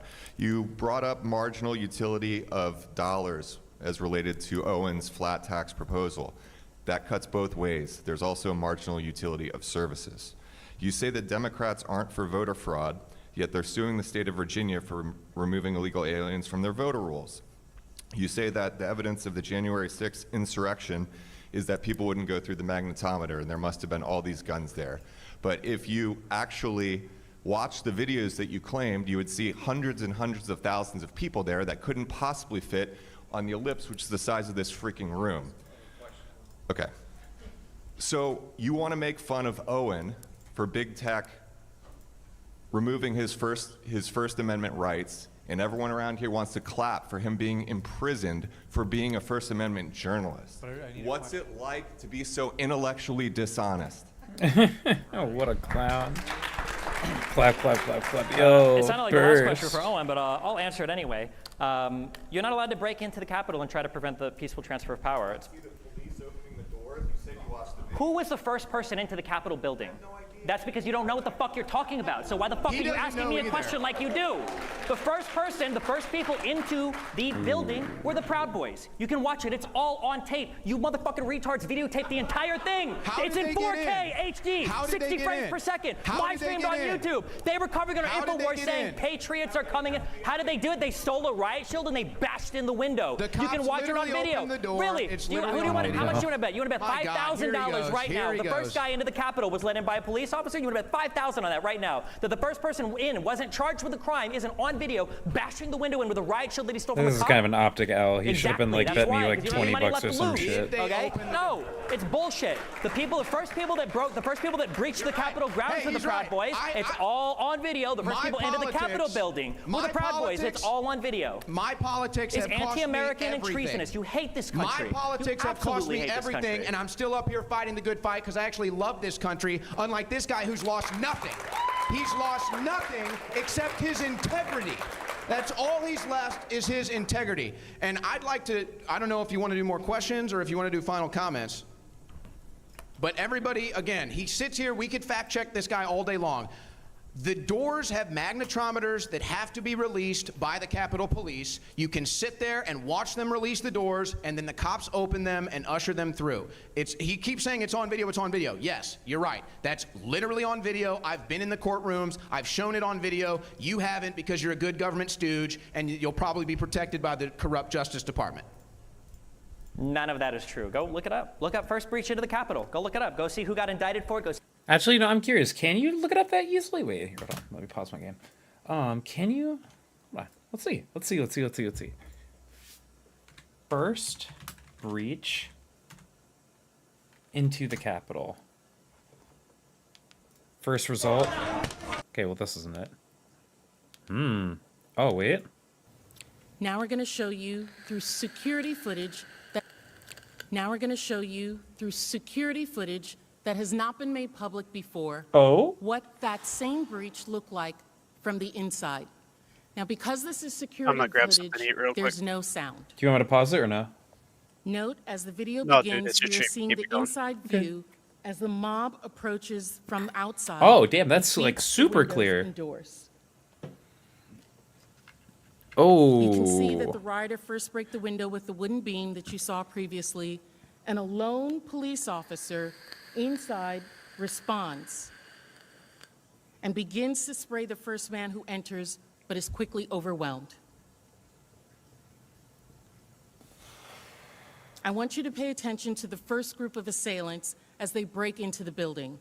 The second man through the window is wearing full tactical body armor and is carrying a baseball bat. Others are carrying riot shields. Among this group are members of the Proud Boys, some of whom, like Dominic Pizzola, who was recently indicted on federal conspiracy charges, we will discuss later. Ooh, that's pretty damning. Damn, that's pretty damning. I remember I dropped this meme a while ago. I think I might still have it around here somewhere.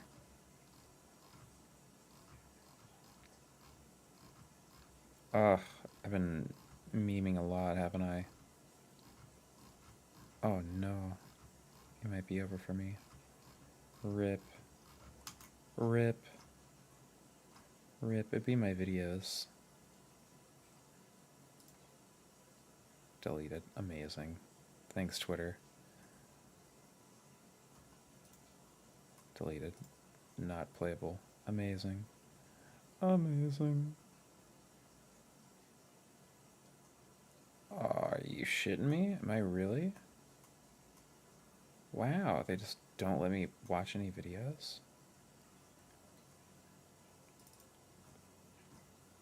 What is this? What is this trash?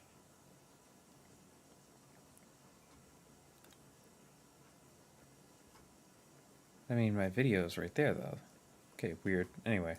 That's pretty clear, though. Wasn't police officers right letting there. people into the building? We have one more question. This is for Schroyer. You mentioned that the immigration laws were changed under Biden to make it easier to seek asylum, and then you mentioned something about the CBP One app. As far as I'm aware, the app didn't change any immigration laws, but it made it so that appointments must be made for the app rather than further congesting the border, making it harder for the border workers to do their job. In fact, they're being sued by Amnesty International for allegedly making it harder for people to seek asylum. So my question is, what laws do you believe were changed, and what do you believe the app is doing to make it easier?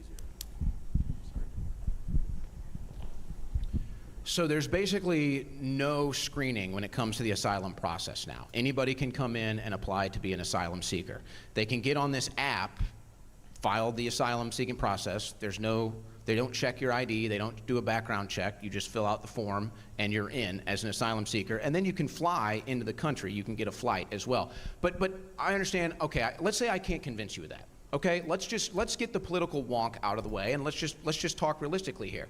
3 straight years, record number of border crossers. I won't even put a term on them. I won't say illegal, I won't say asylum, I won't say anything.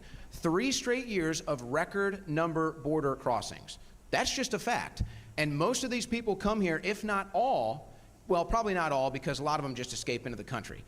Most of these people come here and they get free stuff immediately. You're paying for it. You're paying for their travel. Actually done by Biden to make that easier? Like, what changed? I just told you, they changed the policy. They're not stopping people. Anybody can get in. Anybody can get in. No, it wasn't always the case. You used to have to seek asylum in the country next to you, or you used to have to go up through a background check before you could even get into the court systems and come into this country. They would hold you into a detention center or a prison before you could come into this country. Now they just let you in. That's the big difference.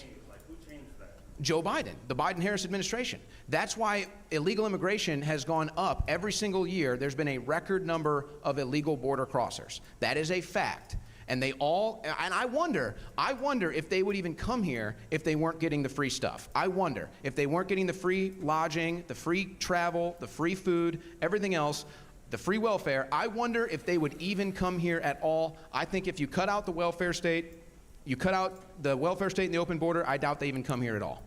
And no other country, no other sane country on earth would have an open border and a welfare state, by the way. Given time got away from me, we have to jump right into the closing statements. Sorry that we didn't get to the last 2 questions. Wow, We are going to start it off with Stephen's 3-minute closing. Thank you very much, Stephen. The floor is all yours. I think conservatives are delusional. I think they hate this country. I think that they are more aligned with the interests of Donald Trump than they are with anything having to do with the concept of the United States of America. I think it's incredibly sad because I think as much as I used to disagree with conservatives, at least they stood on principle for the United States. I think that today, if another 9/11 happened, I think that conservative MAGA people would be more interested in blaming Kamala Harris than uniting around whoever our common enemy was. And I think that's why you have people like Donald Trump on stage begging and pleading for Russia to release 10,000 emails, or constantly giving praise to foreign dictators, to people like Orban, or saying that he wants his citizens to stand at attention like they do with Kim in North Korea.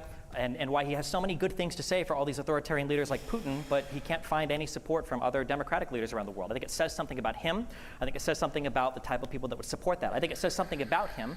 And if you have good parents, they told you this, if you can't look at a person, look at who their friends are or look at who they work with. The idea that his vice president is not running with him again, that should send huge signals to your brain of what's going on here. Where is Mike Pence? Why does Mike Pence say, in contrast to you, that Donald Trump told him to unilaterally choose who the election winner would be? That's Pence's accounting of things, right?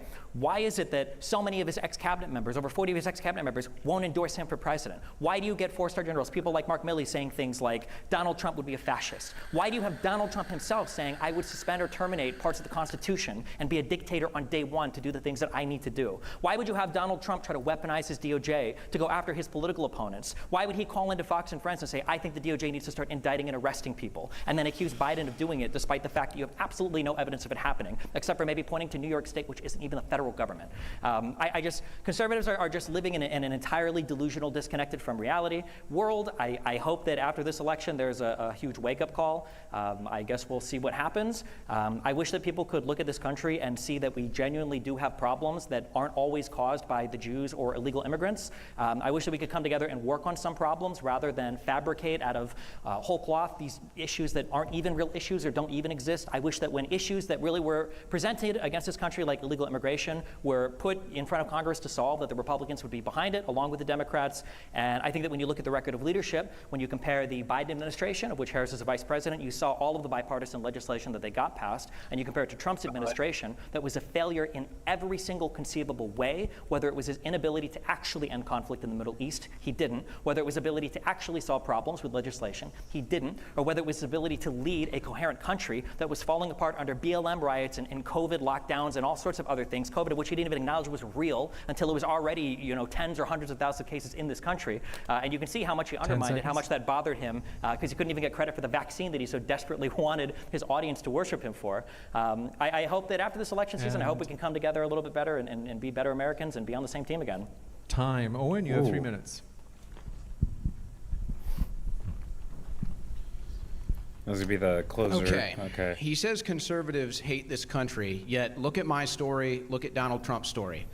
I came here tonight, I took the time to prepare myself so I don't look like a slob, and I put my American flag lapel pin on because I care about this country. I came here despite, yes, lawyers watching me all the time trying to sue me like ambulance chasers, the federal government watching me all the time because they want to throw me in prison, and I continue to come out here because I love this country. Don't tell me I hate this country. I love this country. This guy comes presented tonight looking like a slob with a Finding Nemo necklace on, okay? That's how serious he is. And by the way, how about Donald Trump? He's been shot at. He's had multiple assassination attempts. They go after his family. They bring him through the courts as well. And he's still fighting for this country. Let's not act like it's conservatives that don't love this country. It's flag-waving conservatives that sang the national anthem on January 6th. They sang the national anthem when Donald Trump went back to Butler, Pennsylvania, where they shot at him. You won't even hear a Democrat sing a national anthem. They kneel for the national anthem. They hate this country. Pretty much everything a Democrat says is projection. And by the way, on the vaccine thing, I disagree with Trump on the vaccine, but it's funny, you notice when Trump was president with the vaccine, Kamala Harris and everybody said, don't take the vaccine, it's the worst. As soon as Biden got in, they all loved the vaccine. Did you take the vaccine? I sure hope not. By the way, ask yourself this. How much money is spent on elections? Billions of dollars. Why? Why is so much money spent on an election? Because power. That's why. Power. So ask yourself in follow-up, are elections ever stolen? Is there ever any voter fraud? Can you really tell yourself no to these questions? Or are you going to sit here and believe everything the government tells you and everything the establishment media tells you? And you notice that's where he goes with everything. He keeps citing people that work for the government their whole lives. He keeps citing mainstream media talking points. So you can choose to live your life trusting the mainstream media, but guess what? You're going to be the one that's deceived. You're going to be deceived about war in the Middle East, weapons of mass destruction, Russian collusion, the vaccine is safe and effective. You name it. They deceive you on everything, and he comes up here and parrots their talking points and acts like he's put in an effort tonight. And just for clarification, Pence was not asked to decide who the winner was. He was asked to delay the certification. So let's just, again, get that straight. But in closing, I would say this. You have two choices. It's very simple. You can either be pro-establishment, pro-big government, pro-mainstream media telling you what to do, how to live, pro-government telling you what to do, how to live. You can accept that our government and our media has been corrupt for decades. Probably everyone in this room's entire life, our government has been corrupt. This is not a message for the right. This is not a message for the left. This is a message for Americans. We have a corrupt government. We have a corrupt media. That's what we're addressing. That's what we want to overthrow. Those are the people trying to stop Donald Trump. That's why I support Donald Trump, and I hope this reformation with a populist anti-establishment movement in the Republican Party is here to stay. Thank you very much to both of our speakers. Thanks so much for coming out tonight, folks. It's been a true pleasure. Drive safe. If you're watching online, don't forget to hit that subscribe button. And with that, I'm going to hand it over to Sean. Thanks very much, Sean. Thank you, James. Let's give a big round of applause for James, Owen, and Destiny, and everybody else here. That was entertaining. What's up? I said that was entertaining. That is entertaining. Thank you. In the same way, like TV slap shows are fucking fun. Oh yeah, it was really good. I had fun with that. It was entertaining. I enjoyed it. I like these debates because it's like watching Hell's Kitchen. Like it's obviously not like a fucking 10 out of 10 award winning show, but I fucking love it. Yeah, that was interesting, as say at least. It sparked some good conversation though. You stumped me there for a little bit. I like that. That was fun.